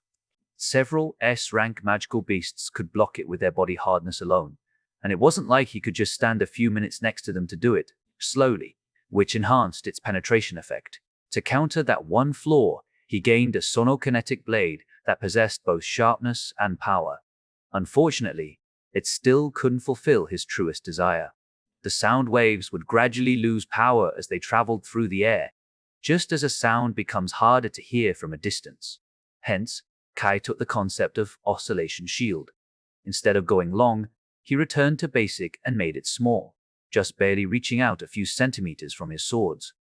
And oscillation shield did this the best because it formed some sort of kinetic energy from the oscillation around the shield surface to soften an attack coming at the shield. Creating new magic was close to impossible, so he would try to reform his current magic to their most powerful form, like his sound blast. He raised his sword and summoned a magic circle covering his sword. It was his oscillation shield, but he had enhanced it with his sonokinetic blade. It possessed all the power contained within the sonokinetic blade, but the sound vibrated back and forth just an inch from the sword's edge. This oscillating energy was powerful and acted as a chainsaw, and without getting any contact, the bird shouldn't be able to stop his momentum or even slow him down unless its body was hard enough to create a form of resistance. But with the concentrated power of his sonokinetic blade that allowed him to cut a cliff into two, it was close to impossible. Seeing the power from the sword, Arba smiled and said, I guess I don't need to be the meat shield. I was joking. Kai rolled his eyes. You thought I was serious? No, but I didn't lie either. Arba smirked. Kai looked away and shook his head helplessly. Anyway, the birds are in front of us and I'm ready to take them down. Sure thing. Arba slowed down her pace and hid behind Kai's body, preparing to take any action if something went wrong. Meanwhile, Kai released this new improvised magic to its fullest potential. The birds had brown colors and flew without any pattern or whatsoever like geese. They all were random and just flew together without any care. Seeing such a thing, Kai quickly analyzed the perfect spot to hit them. He suddenly noticed a big gap that allowed him to go through after killing one particular bird. The size each bird is around 1 meter in height, and the wingspan is quite large, so I guess this is the perfect time to test it. If this is a flop, my body will flip, and I may lose my sword, but that's fine. Kai smirked. If I don't dare to do this, I won't be strong enough to fight the enemy a year from now. Kai's expression turned serious as he stepped on the air, increasing his pace for a moment. Cry. The birds released their cries and started changing their direction to swarm him. However, Kai used that chance to increase his speed to the limit, outrunning every bird except his target. He then waved his sword downwards. The bird's body started getting distorted even before it made contact with the blade. The distorted part was ripped apart like Arba did and continued until the blade split the bird in half. Kai didn't feel resistance, as though his sword didn't even touch the bird. In that instant, a smile appeared on his face. Chapter 5-6, Testing His New Power. There seems to be something powerful in front of us. Although I can't say what it is, this one seems to be a beast, Kai warned Arba. They had been continuing their journey for 2 more days, and Kai had been improving by leaps and bounds. There was one extra effect he got from this training. Because of them going so fast, he needed to identify all the monsters that entered his hearing range, forcing him to speed up, or he couldn't keep up. Thus, after becoming accustomed to it, Kai could somehow feel the power coming from the enemy. They continued for a moment until Arba said, Let's have a break first. Kai furrowed his eyebrows and asked in confusion, "Are you sure? From what I've heard, it seems to be a tiger, and there are around 30 magical beasts walking with it." "Yes, I'm serious." Arbor nodded without hesitation. "Judging from the wind blowing around, I'm assuming this beast is classified as SS rank magical beast in your new ranking system." "Wind? You can even feel that?" Kai's eyebrows twitched, as he never expected Arbor's senses could be that sharp. "I have been spreading my wind, you know." Arbor smiled and raised her hand, forming a circular gust. "This wind allows me to sense my surroundings. Although it isn't as sharp as your hearing, I can sense anything within a 500-meter radius. Also, this is more enhanced because I can judge their power levels by stimulating the magic particles near them." I don't understand, but I guess it's fine." Kai nodded. "I will deal with them. I will handle the other magical beasts. You can focus on the tiger alone. I believe this is a good chance for you to test your current power," said Arbor with confidence. "Fair enough." Kai agreed and changed direction to where the tiger was. It took them a few seconds to reach the tiger's position. They found a white tiger the size of a human walking slowly across a grassy plain. There were other magical beasts surrounding the tiger, but Arbor had already launched herself toward them. Bam! The ground turned into a small crater as Arbor laughed. "Ha ha ha! Come here, little babies. I'm going to kill you." "Language. You don't kill babies." Kai shook his head helplessly. He saw Arbor forming a tornado that launched all the magical beasts away to the side, leaving the tiger alone. Kai quickly made his way between them so the tiger could focus on him. "Still, a white tiger, huh? Albinism? I don't see any stripes, so I guess I was right." Kai narrowed his eyes. "If I'm not mistaken, the white tiger is a legendary beast in Asia. I forget which country that legend comes from, though either way, its reputation is well deserved. This guy is an SS rank magical beast, only one step away from SSS rank.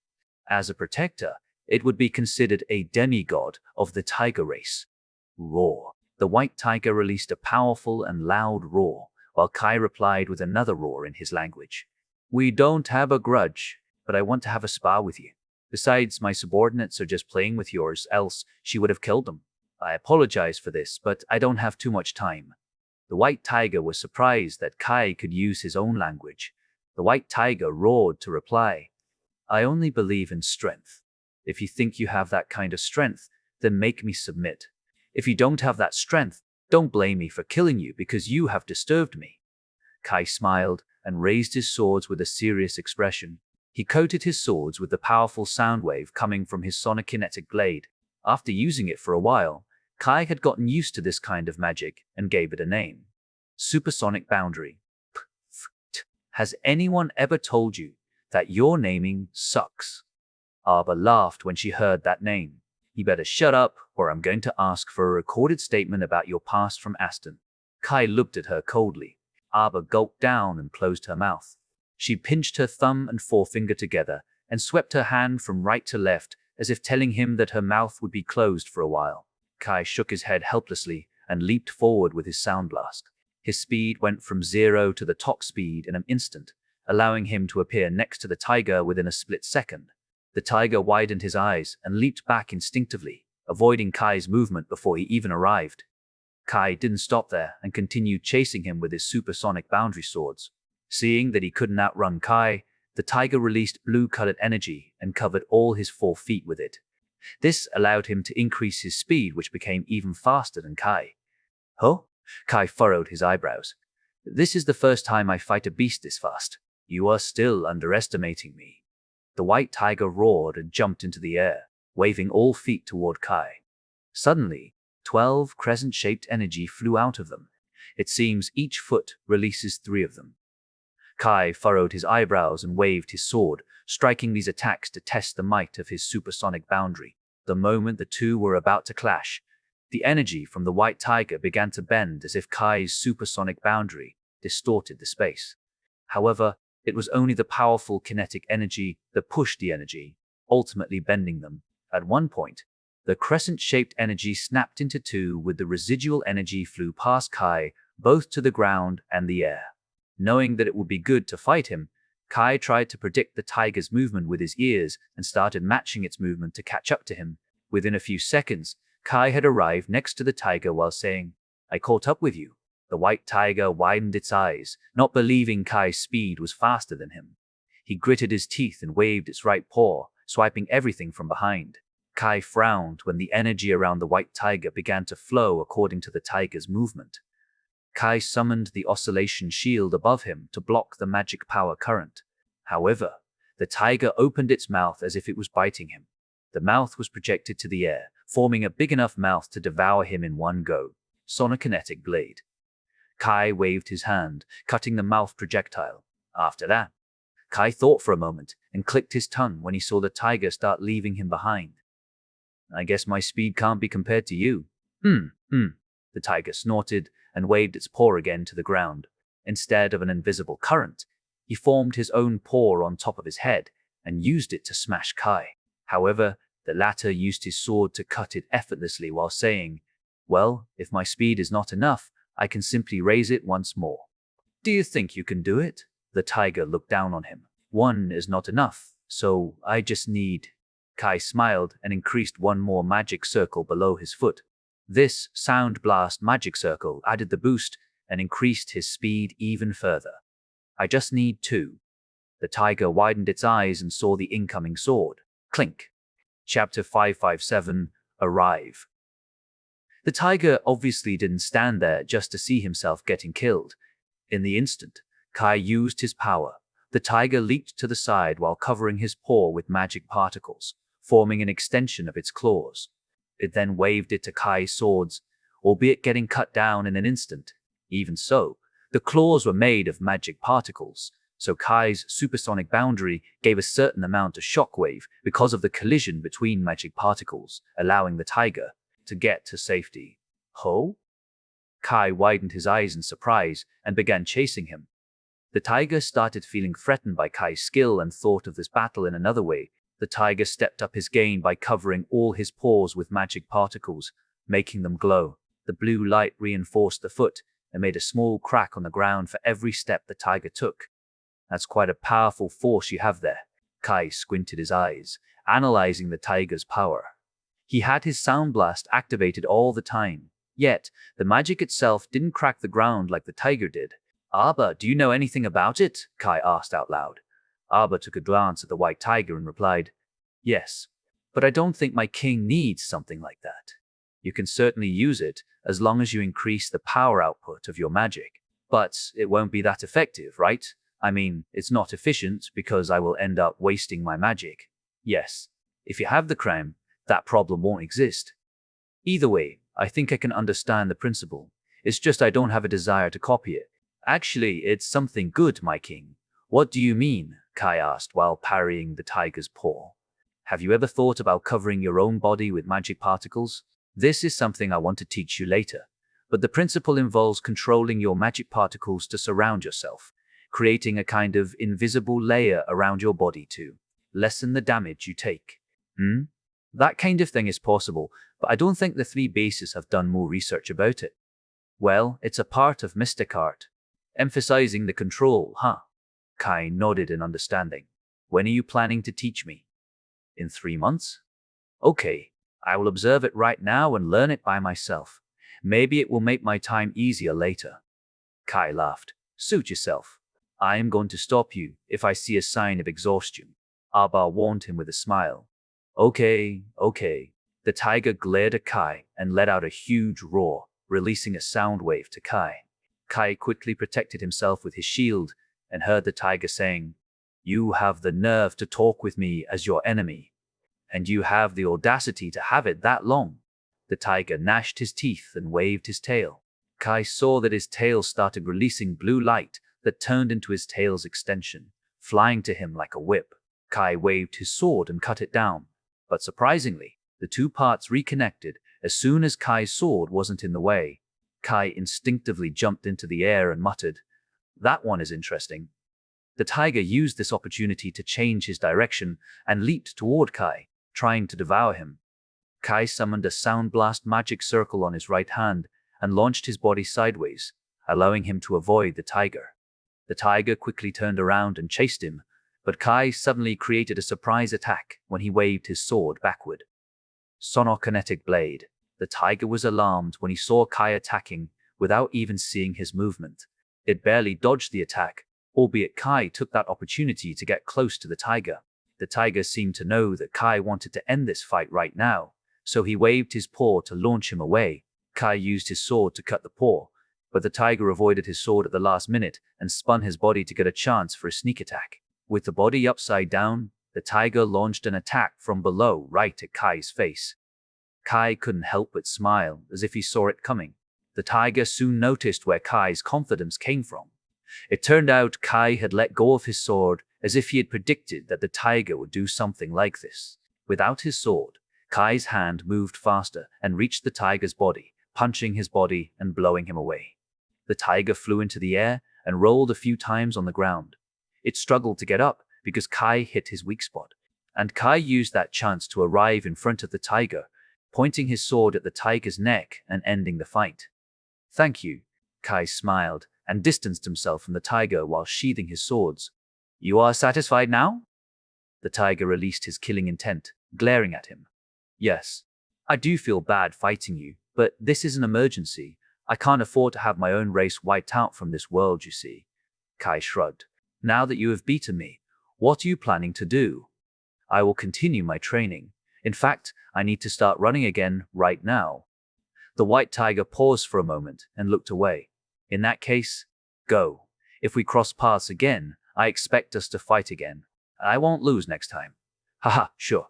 Kai chuckled and turned around, nodding his head to Arba. Arba then released the magical beasts that followed the white tiger while regrouping with Kai. The white tiger let out a roar to get rid of the hostility of his followers and kept going. Kai also did the same and started running with Arba. He still had a long way to go. A few days later, Kai arrived at his destination. In front of him stood a ruined building. The building looked like a castle that stretched far to the sides. The walls appeared to be red, not because of blood, but something else. He couldn't help but smile once he arrived here. It was a gruesome journey, because Arba kept annoying him with one task after another. Though, he couldn't really complain because each task trained him to be even stronger. Even Arba cancelled a few tasks when she saw Kai was too exhausted. Although they were rushing, it wouldn't be good if Kai became too exhausted to even practice. It would just delay their training even longer. After a long journey, they finally arrived at their destination. The first thing Kai did was to drop to the ground and stretch his body. He was lying down on the ground while laughing. "Ha ha ha, I have finally reached this place. I am here, Red Fort. I am here, India. But we are going to continue our training here. Can't you give me one day off?" "No, just let me rest for a few hours. I don't want to think about training right now." "You have 2 hours." "Thanks." Kai chuckled before closing his eyes. Surprisingly, he ended up falling asleep, unaware of what happened next. He didn't know that Felice actually sent him a message. Chapter 58. Ultrasonic Assassin. After a nap, Kai woke up with a fresh mind. He saw Arba sitting next to him while watching their surroundings. Kai yawned while stretching his body. It was a short nap, but it was certainly satisfying. "Sorry for making you wait, Arba." "It's fine. I know that I pushed you too hard." Arba shook her head. "Besides, it's all good now. You have recovered your stamina, and we are ready to start the next training." "Indeed." Kai nodded in agreement. "Though, your student sent you a message right after you fell asleep." "Really?" Kai tilted his head innocently while finding a message from Felice. He opened it without hesitation, wondering what Felice had to say. "Big brother, do you remember the day you told me all about your magic? I'm sure you do. I am sending you this message to fulfill the second requirement to become your student, as I wish to learn more about this so-called magic." Seeing the first paragraph alone made him shake his head helplessly. Such dedication. Of course, he was happy that Felice had done all this. He praised her instead of getting angry, but it didn't change the fact that the test was only a challenge to rile her up, not something he had designed to actually strengthen himself. Even so, he continued reading her message. "Actually, I have been thinking about it for a while, but I want to specifically mention one magic that you never used." Kai widened his eyes when he saw this statement. The magic he never used, he wondered if that existed. Then he figured out which magic she mentioned. It was none other than his ultrasonic assassin. The magic released an earth-shattering sound and a powerful shockwave, like that of a nuclear bomb. Due to the limitations of the simulation world, he couldn't utilize it to its fullest potential. However, if he used that magic in reality, he would become a walking nuclear missile. The sound wave that carried more than 200 decibel sound certainly had enough power to turn a region into a wasteland, depending on how much he poured his magic. However, it also meant his body would perish alongside this magic. After all, there was no way his body could withstand a nuclear missile. This realization alone piqued his interest, wondering what kind of aspect Felice saw from this impossible-to-use power. I am thinking of building a certain barrel that can withstand your power. Of course, you need to lower the power of this magic unless you want to kill yourself. I believe you can do it since you have done it a few times with other magic. Kai furrowed his eyebrows and remembered how he gradually changed the characteristics of the sound. He certainly had the ability to do it since a long time ago.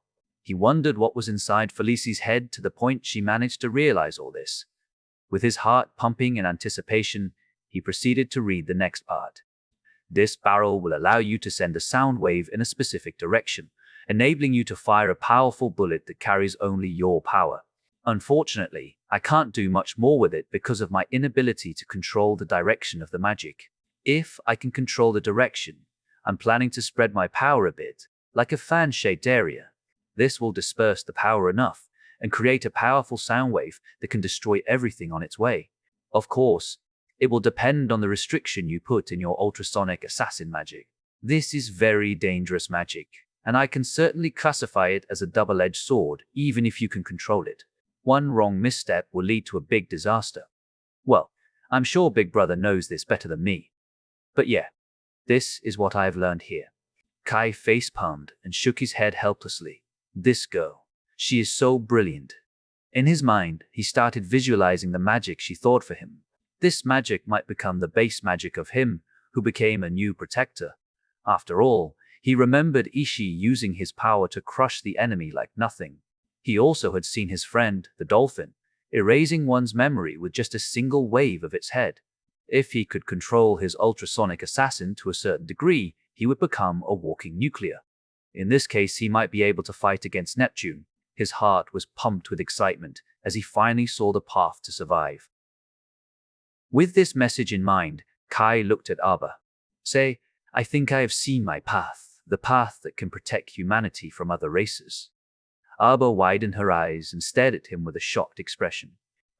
Congratulations? I don't know this path, but if you think this is enough, this path should be strong enough to contend with that bastard Neptune. Ahaha, I don't know, but it may be. Kai nodded. Although he was a bit hesitant, he knew that this might be the best shot he had against him. Still, even with Mystic, I don't have enough power to contain its full potential. I mean, the direction alone is a hard thing to control. Then there is the power. Kai let out a long sigh. Seeing the potential of this path, Abba bent her knees. I, Abba, am ready to lay down my life. This is the fight we can't afford to lose. So even if this path you seek requires my life, I won't hesitate to give it to you, my king. Kai smiled, but still shook his head. I am not a good person, but it doesn't mean I will sacrifice my people unnecessarily. As you already know, I always try to decrease our casualties. By going to the front line yourself, Abba added in agreement. Why? Yeah. Kai chuckled. I am blessed with so many people, including my disciple. Abba shrugged while smiling. Anyway, what is the next training? I am ready right now. Kai smiled. With him finding his own path and goal, everything seemed to be a challenge for him instead of a hurdle he needed to cross because he had no choice. He became a bit more energetic as he looked at Abba, saying, Let's go.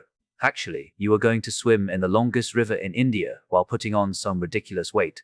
The time is going to be short too, and you may need to fight the current. Is that why we are here in Delhi? Kai's eyebrows twitched. Yes. It's not that far anymore, so we can get there today and start your next training. I mean, at the very least, you will need to experience the training on land, in the water, and the sky. In the sky? Kai made a puzzled expression and shook his head helplessly. I feel like I've been dragged into something ridiculous. It's necessary, Arba shrugged. I underwent similar training when I was chosen as the priestess. Leah has completed it as well. Though it wasn't as extreme as mine. Kai rolled his eyes. Yes. Arba looked away, appearing embarrassed. With great power comes great responsibility. Your status is greater, and so is your training. It doesn't work that way. Kai face-palmed and resigned to his fate. Okay, we should go right now. Chapter 559. Progress. Kai then continued his training with Arba. Little did he know, the girls were lying on the floor. Michelle and Tasha were flat on their backs, while Ayaka and Sophia simply couldn't find the strength to turn themselves over. They all looked exhausted as their bodies were covered in sweat. In the middle of the group, Leah calmly walked toward them, nodding her head. I think this is good enough. We can step up a little bit. What? Tasha's eyes widened. Are you serious? I can't really move my muscles after all this. We have been carrying bags of stones while running and doing exercises. Yeah, both of my hands are shaking right now. Michelle raised her hands, showing the proof. Ayaka and Sophia, on the other hand, remained silent as Sophia gradually forced her way back up. She didn't know why, but she felt a bit nostalgic with this kind of treatment. And Sophia quickly connected the dots between her erased memory and this training. This is nothing. I can still go on, Sophia said while struggling to get up. Her body seemed to remember and somehow gave her a bit of encouragement by making her heart racing. To their surprise, Ria entered the room with 2 bags of stones. Unlike them, she effortlessly put the bag down while walking around normally. How is the situation going? Ria asked Leah. It's going pretty fast. I think we have some time to spare. Leah nodded, feeling satisfied with their progress. Really? These weak girls can do it? Ria furrowed her eyebrows and shook her head in disappointment. She was wearing a sports bra and long black pants, which slightly revealed the abs she had developed from continuous training since she was young. Despite having a huge workload, especially Kai's stuff, she still managed to train her body and keep it in shape. That was why she never had a problem getting all this. Instead, she looked at the girls in disappointment. She said, So, these girls can make it? It's surprising enough since they don't even try earnestly. We have been training until our body can't move this whole time anymore. Michelle corrected her while sighing. Your mouth can still move, so that's just your excuse. Ria shook her head. And Ayaka, why the heck are you still lying there? Your blood allows you to lift so many bags at once. I'm carrying multiple bags and doing more exercises. Ayaka gently stroked her face. Nah, it's not enough. Ria disagreed and continued. Kai has it rough. My king is a bit different. Leah made a weird expression and tried to explain the situation to her. However, Ria snorted and glared at her. Huh? What did you say again? Leah's body shook as she recalled Ria was Kai's adoptive mother. So, she quickly looked away and corrected herself. I haven't said anything. Ria harumphed while saying, I've been in contact with Kai, and, from what I have been told, Kai seems to have optimized 2 new spells. The first one is his Sound Blast. The new version allows him to use Sound Blast from a specific part of his body, meaning smaller magic circles and more precise control. The second one is the Supersonic Boundary, basically the chainsaw version of his supersonic sword. Ria looked down on them with a cold gaze. Eh? Michelle instinctively rose from the floor and stared at her, listening to the story attentively. I don't lie. Ria shrugged. He might not carry this kind of bag, but he ran at full speed to India for his jogging alone. What? Tasha also rose from the floor, full of disbelief. Yeah, he also had to fight an SS rank magical beast along the way. An SS rank magical beast? Like the spider? Ayaka still remembered it vividly. Even with her current power, Ayaka didn't know whether she was strong enough to kill the beast by herself. Even if she could do it, she would have suffered heavy injuries. She hurriedly rose from the floor. The same applied to Sophia when she heard what Ria said next. Also, you should know Kai's full speed, right? Imagine colliding with monsters at that kind of speed. He is basically experiencing multiple crashes where one car hits another as they go in the opposite direction. The impact is so strong that it starts damaging his body. All of them seem to have realized the graveness of Kai's training. They only ran around the area without thinking about their lives since it was a safe place. Meanwhile, Kai couldn't let his guard down because he would end up dying without him knowing it. Compared to him, what they did was nothing. You set your own limit. Unfortunately, it seems Leah has been too lenient on you, as she manages to set a lower limit and instill it into your heads. If this goes on, I am thinking of showing my disapproval and only approve Leah to be a daughter-in-law. That last statement riled everyone up as they rose from the floor while glaring at Leah as if everything that happened was a part of her scheme. Of course, nobody thought that way. They didn't say anything and simply turned around, leaving for extra training. I still have some energy. I should practice a little bit. Ayaka shook her head and left. I almost forgot one more training menu. I need to shoot some arrows. Tasha shook her head in disappointment. I happened to face some trouble in my training, so I'm trying to figure out the solution. Sophia looked down while walking away. Just stop your excuses. You all should just go and start practicing. Michelle let out a long sigh while saying, I need to make sure you guys do not procrastinate anymore. They all fell silent, as they never expected Michelle to be that shameless. See? Rhea pointed at them while shrugging in front of Leah. That's how you handle them. They are training hard, but not hard enough. I believe they have worked hard enough. Leah gently stroked her cheek, wondering what she should say. She didn't know why, but Rhea reminded her of Abba when she was being trained. She always ended up working harder than ever, despite feeling like she was dying inside. No worries, they won't die in this place. I'm going to resurrect them if they happen to die from too much training. She snorted and left. I leave the rest to you, Leah. Make sure they don't become too lazy. Leah wanted to laugh but ended up becoming silent. She knew what kind of training Theo had to undergo to gain a strong body enough to endure the crown jewel. He should have arrived at the designated location and started his second phase of training. I guess that's fine. Leah looked down. I should ask Divine to check the base's situation as well, to make sure we don't have any spies within our ranks. Maybe he should start investigating the government. I mean, they hold the most control over the population, so that's a good place to start. Still, this would have become easier if my king were the president for a lifetime. He is the king after all. Well, what can I expect?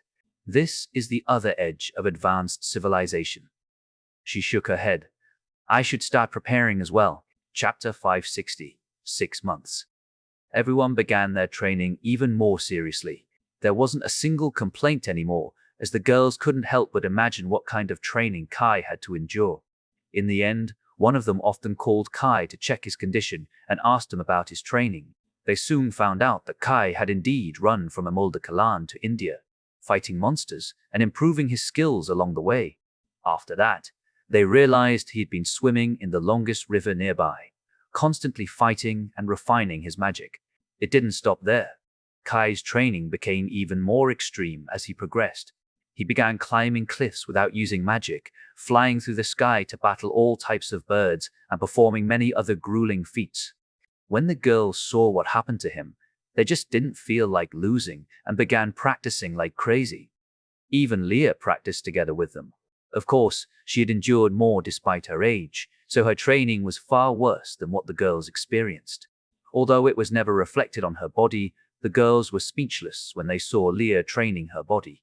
Leah was supposed to have space magic, and her strength couldn't be compared to Devane. However, seeing her doing something 10 times harder than them, the girls felt they needed to catch up. Leah also had become the golden child in Carter family, because she still had time to do many things with Kai's parents, despite helping all the girls with their training. They soon realized Leah only slept 1 or 2 hours every day to refresh her mind, while spending the rest doing all that stuff. If not because of her extremely strong body, she would have collapsed. However, this kind of schedule continued for another 6 months. Although they were not ready yet, Leah believed that the girls should be able to handle the other side's top 10 fighters. Obviously, Michelle and the others also had realized their progress. They could gather more magic and made their way to SS rank, if not SSS rank magician, while Kai practiced reaching world rank magician, the last rank of magician. While they were training, Devane was still gathering information about the government. He simply couldn't believe that the US base didn't have any spies. After all, Both the EU base and United Asia had their own spies. There was no way they didn't send one to the US base because it couldn't match up with their information. He once thought about them removing their spies, but Devane still searched for this spy just in case. Unfortunately, he never found a single lead about this spy. Despite his failure, Devane kept monitoring the government until everything was ready. As for one of the most important people in the next fight, Rhea had her own life training and researching in her house. She seemed to have found something interesting, and when Kai asked her, it turned out Rhea and Felice had been contacting each other. Felice's suggestion about his ultrasonic assassin actually came from the idea they put together. Kai could see what happened when two geniuses were put together. With enough time, Felice might be able to replace her as the world's greatest scientist. Or that was what Rhea said. Kai didn't really care about it since he shouldn't face another problem like this at that time, since the war to decide humanity's fate was right on the corner. 6 months later, finally, the time had come for Kai to receive his crown jewel. He started by taking a shower in his room, while Arba and Aston prepared the ritual. They had put his clothes on his bed, which turned out to be white, long, but thin clothes. It looked like a bathrobe, but when he put it on, something jolted his mind. Kai opened his mouth in surprise as he checked that feeling, realizing it was coming from the clothes. There were several patterns on the clothes that seemed to be electrocuting him with power, only enough to numb his senses a little bit. At the same time, he felt the cool breeze that lowered his body temperature. Kai wasn't that knowledgeable about this robe, so he simply wore it, following what Arba and Aston had for him. To be honest, Kai once wondered whether Aston, Arba, and everyone from the Moda clan told him the truth. They could just act like this for a while until he received the crown jewel before controlling Kai. He felt a bit terrible to doubt them, but that thought was normal, especially since Amulda Kalan had no record in the world's history. That was why Kai had been talking to other protectors and becoming their friends like the Mapuangari and the pink dolphin from Amazon or Ishi from Oni village. If something happened to him, the pink dolphin should be the first to find out what happened. After all, it had mind ability which overpowered Aston's mind magic. After making that kind of preparation, he chose to become stronger, assuming everything was going to be all right. Wearing this robe, Kai came out of the room with a serious expression, finding Aston and Arba kneeling on one knee. "My king, everything is ready." Kai nodded and said, "Lead the way." "Certainly." The two rose from the floor, turned back, and started walking forward. Meanwhile, Arba explained the robe, which surely shocked Kai. "My king, you need a few months to complete this process, and it will be extremely painful. That's why we have a robe that can cool down your body at all times while numbing your senses to lower the pain. But if you wish to change to another suit, we will prepare it for you." Arba checked Kai's expression before getting a nod from Kai. "It's fine. Thank you for your thoughtfulness." Kai nodded with a smile. She clasped her hand and remained silent for the rest of the trip. They soon returned to the room where he first saw the jewel. It was a huge room with several light bulbs hanging on the ceiling. In the middle of the room, right after the staircases, lay down a small stone pillar. He remembered there was a red carpet leading to the pillar, but he didn't find any today. Instead, he found a full scale of the magic circle. There were 2 small circles in the magic circle, which seemed to be for him, considering the other was for the altar. Before coming in, Kai took a moment to see the floating green-colored jewel. The jewel itself seemed to radiate nothing, but Kai subconsciously raised his hand as if there was a connection between them. "I see." Kai smiled and started walking to the magic circle. Arba couldn't help but call him, "My king." Kai stopped and glanced at her. "The entire process will be extremely painful, but you need to remain awake for the entire ritual. During that time, I will be helping you with food and other necessities so you can focus on drawing power from the jewel." Arba scratched the back of her head, stuttering. "Actually, I only wanted to say this." She clasped her hands and smiled. "May fortune bless you with its presence." Kai closed his eyes for a moment as his lips curved. He turned around and walked to the pillar while saying, "Yeah, I will leave everything to you, Arba." "Oh, F.